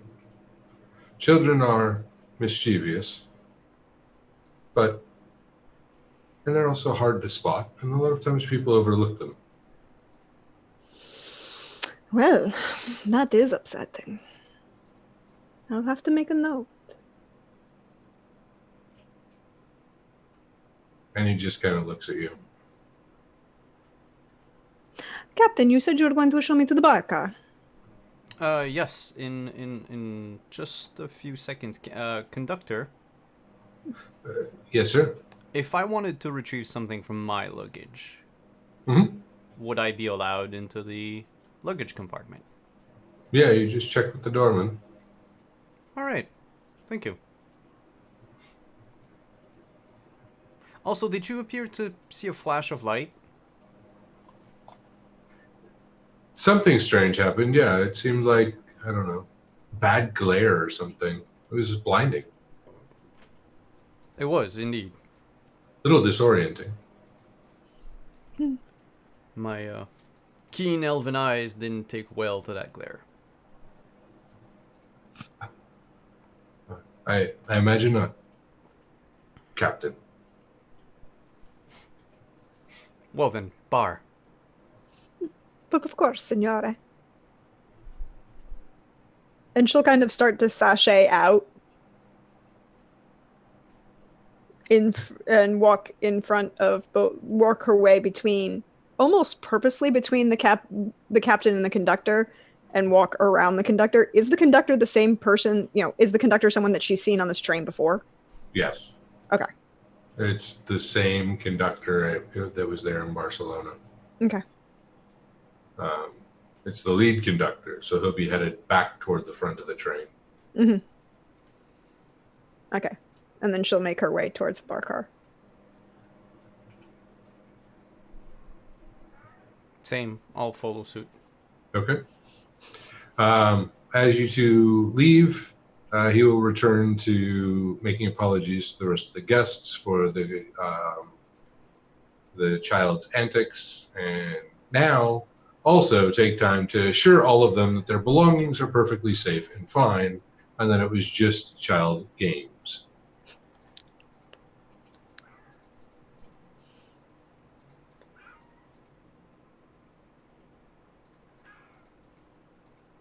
Hi, Porthos. Yeah. Chris is muted, I think. Sorry. Were you saying something? Yes. When did I hit mute on accident? I don't know. You said after the child had to apologize for his prank, the conductor was apologizing. Yeah, the conductor was apologizing on behalf of the kid. Gotcha. And then also apologizing because apparently now people are worried about their belongings, and kind of calming them down. We pan over to the bar car as you enter, and we see Iselina, Esme, and Clint there. And I believe as we left them, they were about to rouse and leave the bar car themselves. Am I correct? Yeah. That is correct. As you get up to leave, two more individuals enter from behind. Iselina, you will recognize them, as will Esme. Clint, you will recognize one of them as one of the gentlemen that was in the parlor car with you earlier.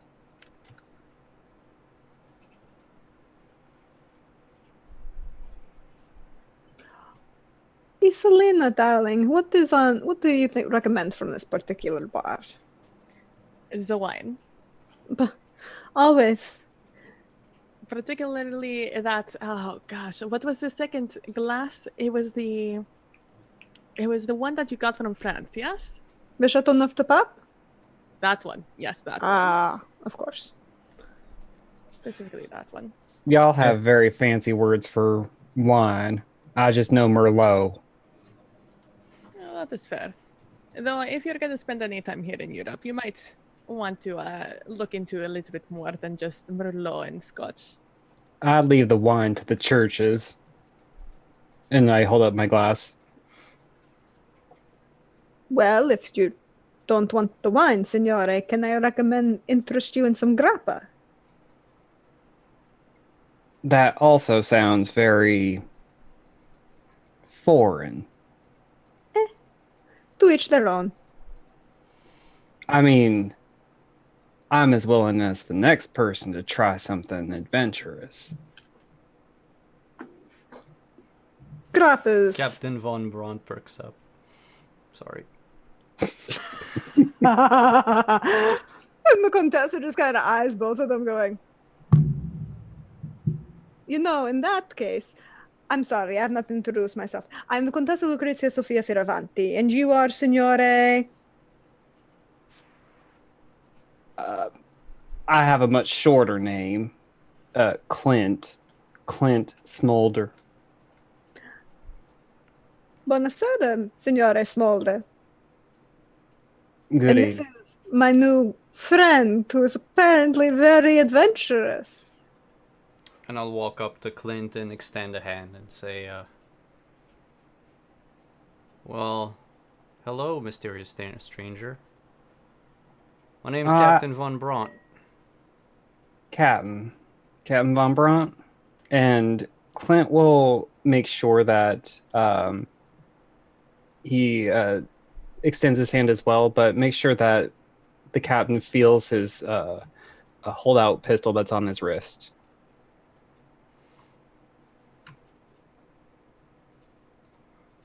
I saw you leave the car earlier. Something just getting a little uneasy. I wanted to go for a drink. And I can see by the scotch you're holding in your hands that we both have great taste in alcohol. And Clint will give it a smell and say, yeah, this has been aged nicely. Probably even just a bit fancier than what I'm normally used to. I mean, booze, is it not? Okay, that we have to fix. No. Isolina, no. It's about that time that a glass of wine is extended to the Contessa from Tristan, and scotch is kind of slid across the bar toward the captain, being that he's out of arm's reach. Merci, signore. Now, Miss Contessa, I will have to say, when you are out and away from towns and civilization, sometimes you do have to do with what's available. There is never a point in my life I will ever be anywhere where I cannot get a decent drink. I'm not saying expensive, I'm saying decent. There's no excuse for bad booze in life. It's too short. I would have to say it depends on the person serving it whether or not it's decent. And Clint will wink. Oh, if we're talking about that kind of decent. There are many interesting stories I could tell you, signore. I'm sure you could. I don't know. Signore Capitan Von Brandt seems to think he's the most interesting person on this train. Do you think you can top that? Clint turns and looks. I don't know. We'll have to see. He just winks at Clint. Though I do make it life's ambition not to be that interesting. Oh. But those who make an ambition to not be interesting, signore, are most usually the most interesting people to know, right, Isolina? That was exactly what I was thinking. And that's unfortunately my folly. You know, I want to start with the hat. That definitely is a marker that you are more interesting than what you look. If you saw where I came from, plenty more of these floppy things. And the glasses on the inside are most striking. But this time, a few more patrons from the parlor cars are starting to make their way through toward the dining car. There was an interesting fellow that I was about to go visit with, Senor Smolder. Ah, interesting fellows are always fun. Do you mind if the Capitan and I join you? Well, this may interest the Capitan, as you say. The interesting fella is the one that sat right next to you before you decided to take your constitutional.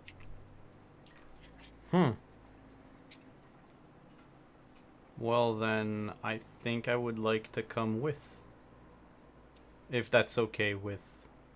I'm sorry, I don't recall your name. Miss... And he looks at Isolina. Oh, Miss Isolina Atenas Montiel. Mr. Montiel. Or would you rather Isolina? Isolina is better for me. Montiel just reminds me of my parents, and I'm not nearly that old. I'm not going to lead a charge on this one, but I will join you. I might be a minute or two behind. This gentleman seems a bit jumpy. Oh. Then do you think he was bothered by that flash of light we all saw? I hope so. He was uncomfortable after a good 15, 20 minutes in the car I was in. I just had exchanged some pleasantries. Found out he was an antique salesman. Well, then let us go speak to him. See what there is to find. Do But we of all have a course. drink? I'm asking Are out you- of character, do we all have a drink at the moment? Yes. Yes. Everyone has a drink at the moment. Okay, because this Spore Antiquarian is about to get swarmed by 4 drunks on a train. Just 5 drunks on a train, grilling him with questions. Hedgehogs. Yeah, and 2 hedgehogs. Look, all I want is a carrier for my hedgehogs. Poor Arsenio can only stay in my arms for so long. Apparently, a small child released them from the luggage compartment. Oh, these varmints. The hedgehogs? How dare you? They are adorable hedgehogs. They're rodents, darling. You can call them adorable, but they're still rodents. Well, they're certainly not varmints. That's a Uh, hard word to say. All I Varmints. know is that they'll break a horse's ankle. Well, that sounds like a horse's problem. It is. They die. Like I said, it's a problem for them. Okay, I like the horse more than the rodent. Captain, your vote on this one. Well, if my say is final, then I'll say this. Those little critters are cute. They're also a danger to horses. We can That's agree the- on both truths. I mean, if life is a coin and everything has 2 sides, I choose both. Choosing both can be fun. But sometimes you have to stick with one or the other, at least for the time being. You haven't definitely hanged around me too much yet. You haven't Oh. hanged around me much yet, yeah. Signore. And she'll like kind of reach and just like pat your arm. I look forward to it. And she's gonna walk out. Do the rest of you follow suit? Yes. Okay. So, yes, I know Clint is a few steps behind, correct? Yeah. Yes. Oh, does Clint does it on purpose to stay at the back of everyone? Mhm. Oh, damn. You'll notice Von Braun hesitating for just a second, motioning you to go first, but then we'll go. No, Clint will kind of just, yawn and put a hand on a hip and look around a bit. Yeah, all right, I got the message. As soon as Von Bront moves off, Clint will pull out his pocket watch, flip open the cover, look at the picture again, close it.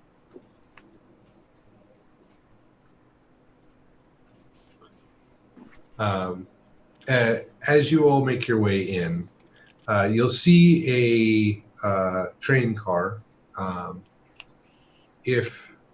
For the players, if you'll want a diagram of it, we're looking at the Pullman car diagram, the bottom one of the two, which is your drawing room or parlor car. And it's laid out the way that you currently see it. You're coming in from the lavatory side.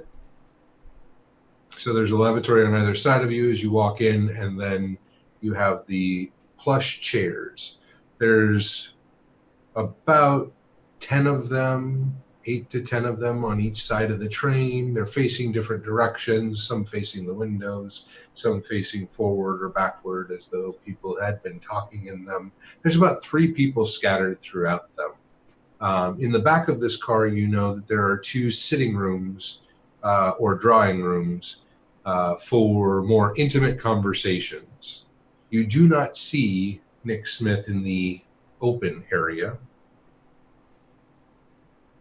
Do you proceed further to the drawing rooms? Well, I do not see the person described to me. Neither do I. Captain, you're the one who saw this gentleman, right? No, that'd be Mr. Clint over there. But You he did see not. him too. Is the one you talked to before you left. You didn't talk to him. He just Didn't talk to him. noticed him and got him up. Sorry. Yeah, I just noticed him as he sat behind me. Yeah. Gotcha. So you'd have to ask Mr. Clint. Do we see Clint? I'll come into the car. About that time, you see all of them looking for you. Well, Signore, is he here? You do not see him immediately, but you do know there are 2 drawing rooms further back. Well, it wouldn't be a party if he was just waiting for us. Aw, some of the times those are the best parties. Maybe he wanted to get into something a little bit more intimate. In the drawing room? Well, that's entertaining. Might as well You- check. Do you make your way back there? Oh, yeah. She's kind of playing it off now, kind of joking, making social gossip jokes as she walks by. But, okay, question, because we didn't talk about this last time. What language are we speaking this in? Great question. I speak Great Common question. and Elven.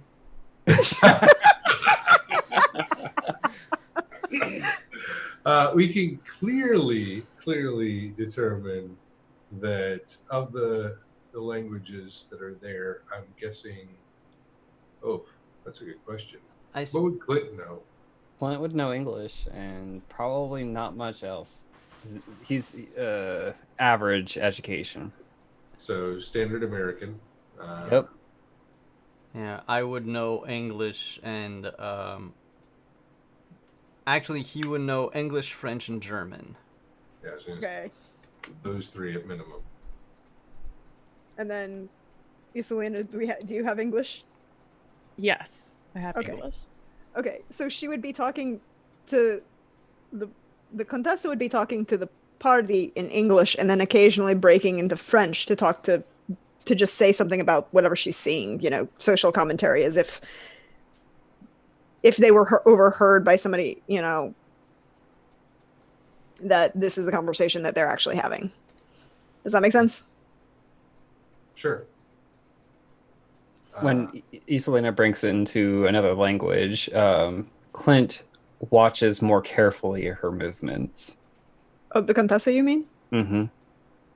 Oh. She just kind of looks at you, shrugs, and then switches back to English. I understand body language more than I understand that. Oh, it's French, signore. It's almost all body language. Then you must be fluent. In many, many ways. She's gonna turn and cock her eyebrow at you. And then, would you care to show signore that we're looking for? If he's still around, I only saw him for a moment. Well, okay, fine, about half hour. But he's a mousy one. He got up twice, as far as I saw. Then he will get along very well with Ethelina's new little friends. Clint will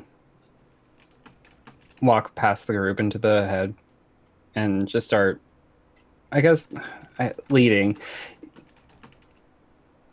He gets uncomfortable doing this, though. Okay.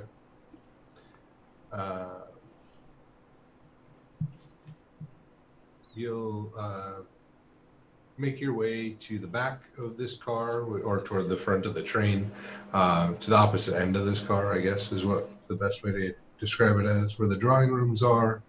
And in the first drawing room, you will see that large floppy hat on a kind of looks like a reclined figure in a chair that's actually facing out the window.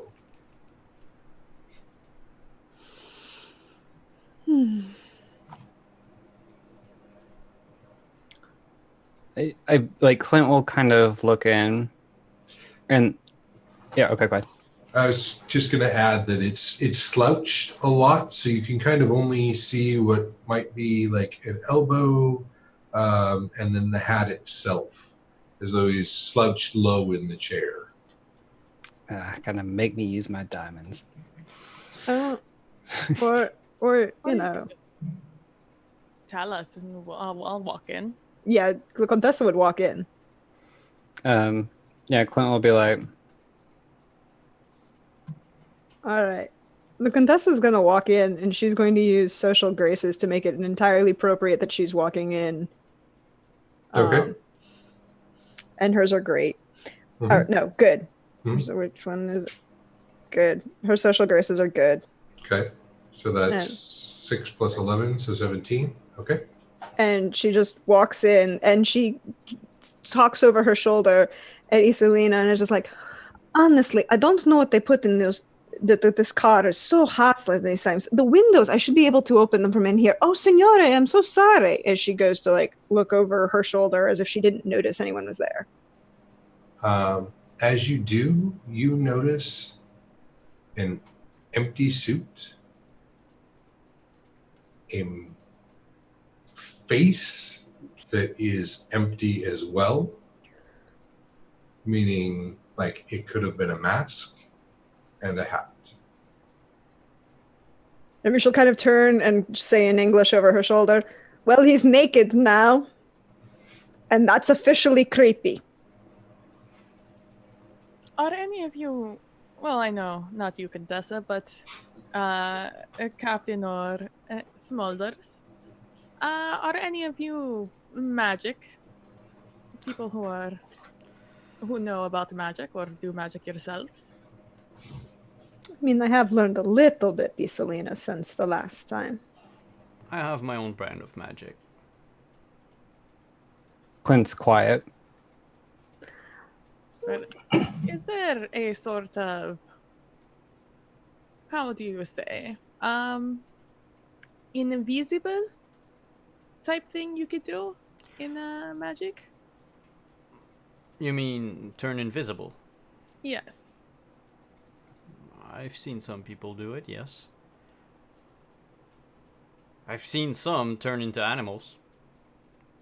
I mean, come in, and let me show you, because this is creepy, and I honestly don't have the words in. I don't think in English. I'm sorry, signore. It's like my fourth language. to describe this accurately. So as you kind of take a step back and start gesturing, you'll notice in the corner next to the wall and kind of tucked behind the chair from the vantage point that you were at for your performance, there's an open briefcase.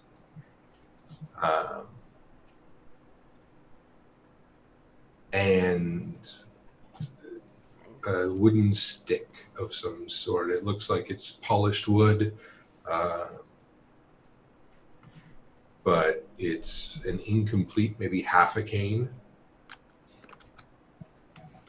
I am gonna look all around this room. Yeah, Perceiving will. whatever I can perceive. Help with that. And looking at this wood stick that looks like half a cane because she travels in certain circles, does it look like it was possibly a stick cane? Or a cane sword? It's similar, but there's no sign. So like at the top where it kind of shapes so that way the blade doesn't rattle. It doesn't have that kind of molding to it. It is hollow though, similar to that. The top of it is missing, and whatever was inside is also missing, but the rest of the cane is still there. Well, they definitely aren't wearing that outfit or that face anymore. Who just played the card? I did. Okay. Perceiving. And I said I was helping. So, yeah, what else do you want to know? Literally, just find any other thing, any other clue of what might have happened inside this room. Or like to this person, aside from just the fact that, oh, there's a suit and there's a face and a briefcase with a stick. And how are you going to go about perceiving? Are you doing it only visually? Are you going to touch anything? Yeah, I'm definitely going to touch the more safe things in the room to start off with, like the suit and the face. A rummage maybe through the pocket, see if there's anything there. Okay. Anything on the floor? Are the shoes there? Stuff like that. Check for hidden pockets. So a couple things that you'll notice as you're rummaging through the room, you'll notice that the suit is actually kind of puffed up, like it's being expanded with some form of air, and as soon as you touch it, it completely deflates. There's nothing in any of the pockets. There are no shoes to speak of.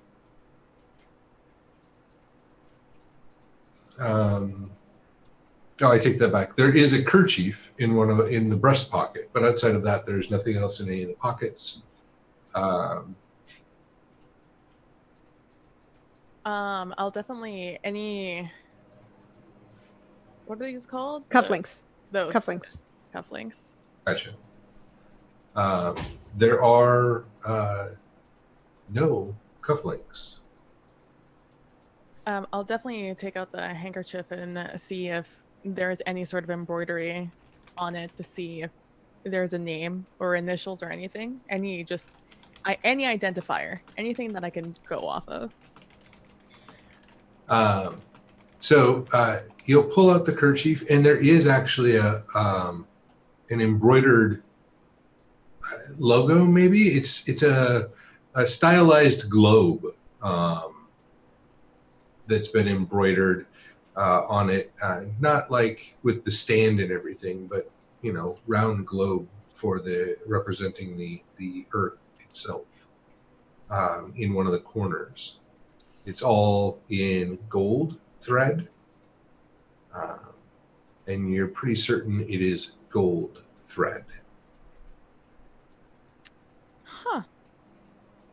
And I will show it over to the Contessa.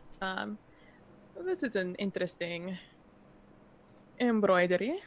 Would you happen to recognize the Contessa? Does she?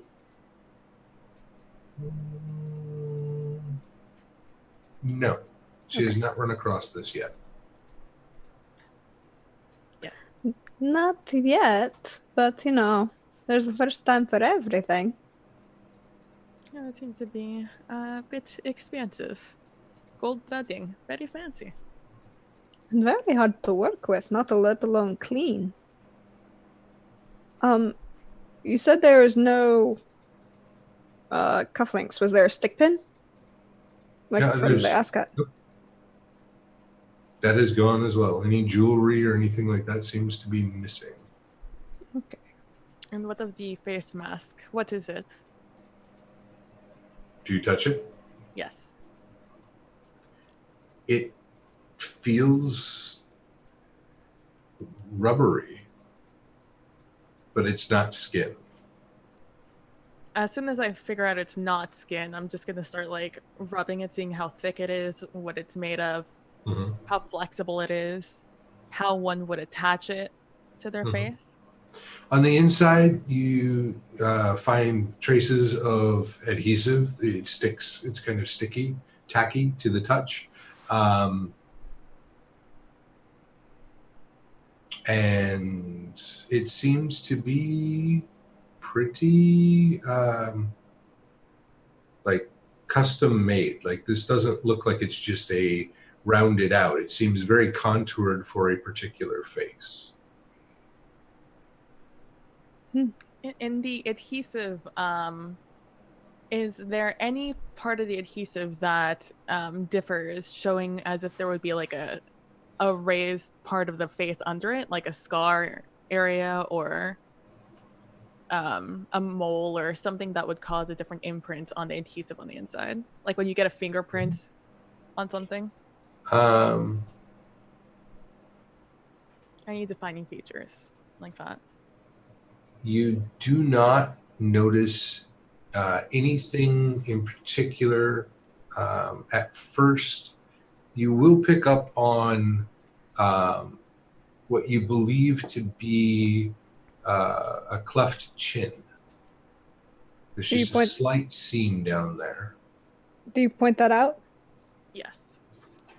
The Contessa is going to reach into her reticule and pull out her powder and just kind of on the inside of the mask. Okay.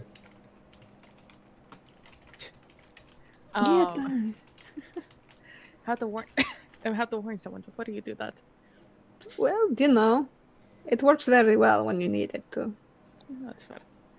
And then she'd look around and like, is there like a pillowcase on like or something in here?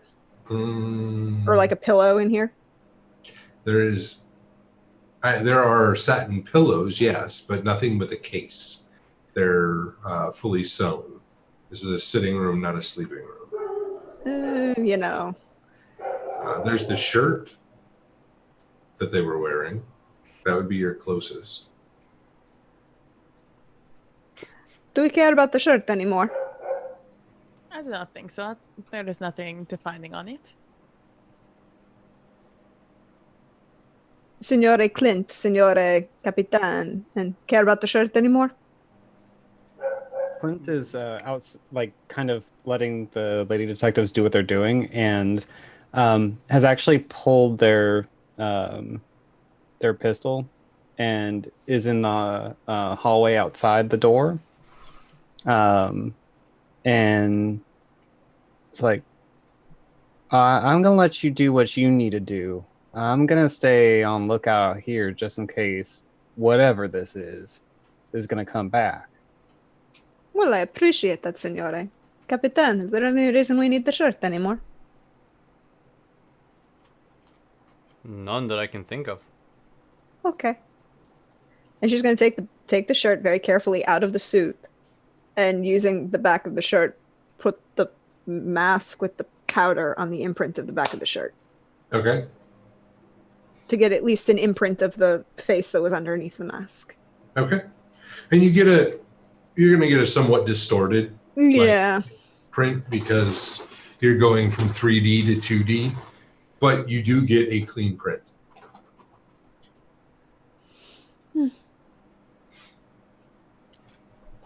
I'll have to be honest. Usually I'm just doing this with gloves, not with a mask. The face is much more entertaining.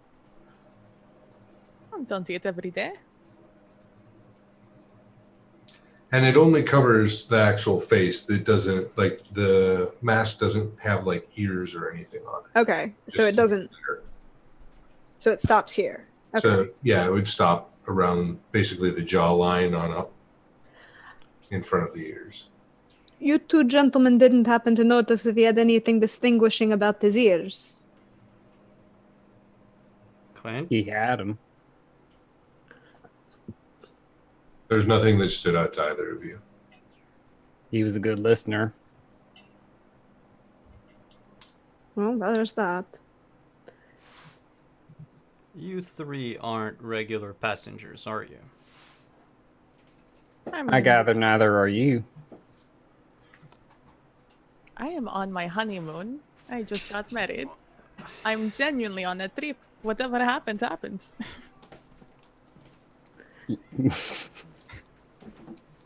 Let's put it this way, Signore Capita. If we actually get to Bayern and you're going to show me around Munich, I might let you in a little bit more.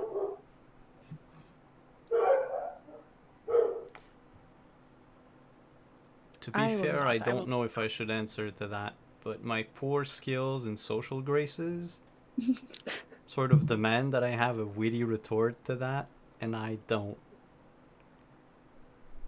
So let's just... Witty remark. Huh? Insert witty remark. Yeah, here. insert witty remark here. Insert slightly inappropriate thing. Oh, Captain.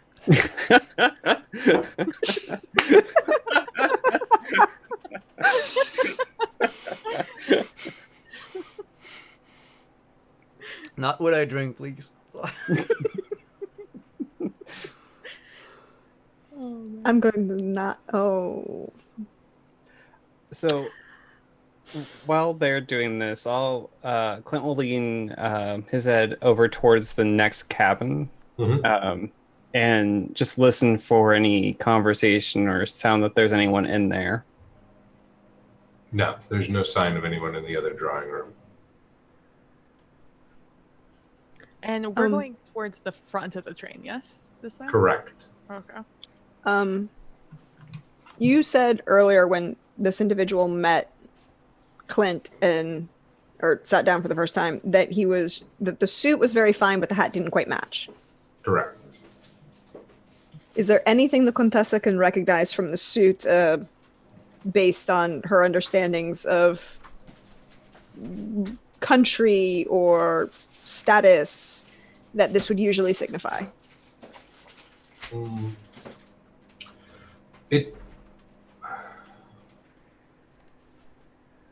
Of anything that would stand out to the Contessa would be that it's some sort of a knockoff. It's trying to be fancier than it is because it incorporates multiple different ones to look fancy. So it's not really based off of a designer as much as it's based off of trying to give an impression. The hat, on the other hand, is kind of odd because it's like an Renaissance era, like friar's hat, big and floppy and protects from the sun. She's going to pick it up because she lives in Italy, and the number of Franciscans that she has seen and Benedictines that she's seen in her life. Mm-hmm. She's going to flip it over and run her hand along the inside of the brim Mm-hmm. and see if there's anything on the inside of the hat.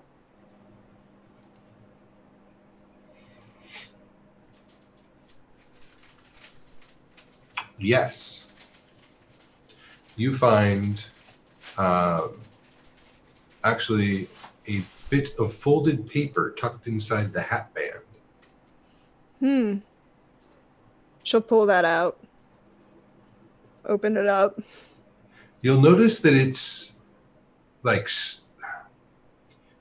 it's stiffer and it's like kind of stuck together, like it's been in there a long time. And as you slowly and carefully unfold it, because I'm assuming you're being careful with it. Oh yes, she's very careful.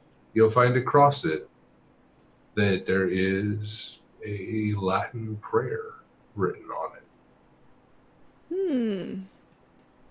A prayer asking for protection. It is not a canonical prayer. It seems to be personal. Is it dedicated to a particular saint?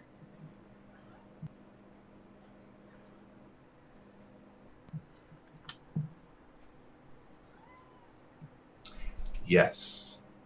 And on that note, we're going to end this session. Thank you all for coming back to Season 2. Please join us next week as we continue our story, Hedgehogs on a Train. But let's go to outro, Simon. Yes. Thank you, everyone, for coming. Thank you for all of you who hung out in chat. Thank you, players, for playing in this wonderful game. Thank you, Chris, for hosting the game.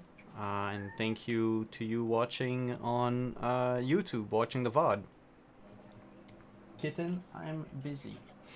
I am Simon at Wandering DM. This is my channel. Before I do the outro for the channel and all that, I'll move the mic to the rest of the cast and crew to get their pulse on what they liked in the game tonight and who they are and where we can find them.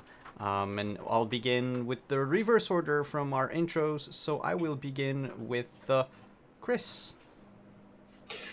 Excellent. I loved every minute of it. I love the way you guys play off of one another. I was actually mentioning to Kenny when he and I were speaking about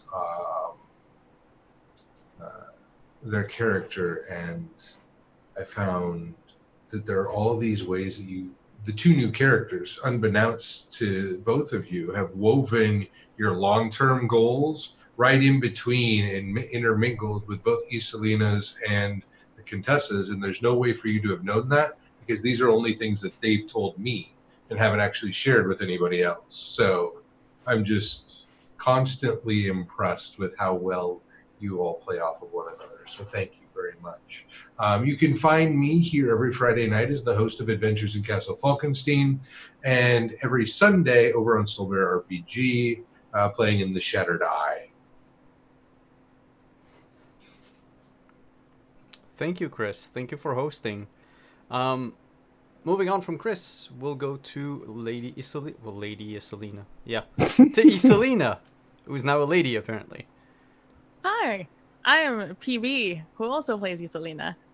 You can find me at PB Plays Inside on Twitch and on Twitter.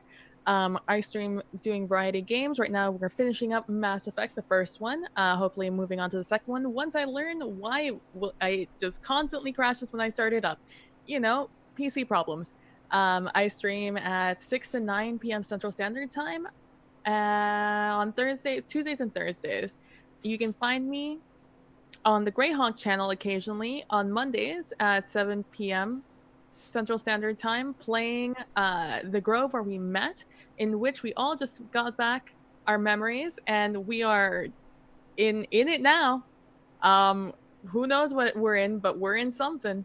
Some weird dryad lady and a weird werewolf dude are telling us two different things, and we're just like, I don't know, I just got my memories back. And some weird lady spirit thing spoke to me. Honestly, we had an acid trip, and we're just trying to live with what we saw. And on every other Saturday, you can find me over on Experience Points, over with Kenny playing some Starfinder, which is a ton of fun. And yeah. Cool. Moving on from Iselina, the Contessa. Who are you? Where can we find you? Oh, hey, all. You know me. I'm at Deirdre on Twitter, or Praxagora Thesmiophoria is see me hanging out in the Twitch chat, and I cannot wait for next week because all of the drama that is going to come from this and all the fun that's going to be had. I'm loving all of this. But as for me, you can find me here most of the time. But other than that, tomorrow we're doing the premiere of the new Vampire the Masquerade game, and I'm going to be running that, and it will be New York in the summer is just as frightening in the dark as it is in the daytime. But you can also find me on Sundays with Simon and Chris over on the Soulbear RPG for the Shattered Eye as the Shattered fam deals with all of their drama. Yeah, Eleanor has no memories right now. She's in a great place. But other than that, check my Twitter. I always post where I'm going to be, and I will see you next week. Cool. And last but certainly not least is our cowboy, Clint. Smolder, how are you? Hi. Thanks, Simon. I'm great. I love that we are in REM song, except for instead of everybody hurts, it's everybody flirts. It's, I am really enjoying this season. You can find me on Twitter at Punderdrone. I play here on Fridays. On every other Saturday, not this Saturday, so next Saturday, I'll be hosting experience points where we play Starfinder and make our way through the Dawn of Flame adventure path. And if you miss us there, we cut that into a podcast that releases every Wednesday. And I'm also on the Numenera podcast called Cumenera that releases every other Friday. So check us out at EQ Points for more information there. Cool. And I'm, like I said, Simon Wandering DM. We stream here 5 days a week. On Tuesdays, you can find us playing Dark Matter, D&D in space. On Wednesdays is our new show, Acquisitions Incorporated. That's tons of fun. We had our very first session last week. This week, I should say, last Wednesday with the Snarfs. And so you won't have missed much if you come and hang out for the next episode next week. On Fridays, it's Castle Falkenstein, or Flirting in a Train, apparently. And on Saturday, starting tomorrow, is our new Vampire the Masquerade game. You can find me, like Deirdre and Chris said, on Sundays over on Soul Bear RPG, and on Mondays on Role Players, playing, DMing Age of Arcana, my home campaign setting, which is for D&D 5th edition. So on that note, let's see, who could we raid? Who could we possibly raid tonight? Who's online at the moment? We could go and raid the Greyhawk channel. Let's go and say hi to our friends at the Greyhawk channel. Just making sure I'm writing it properly. There we go. And we will see you next week. Bye-bye, everyone.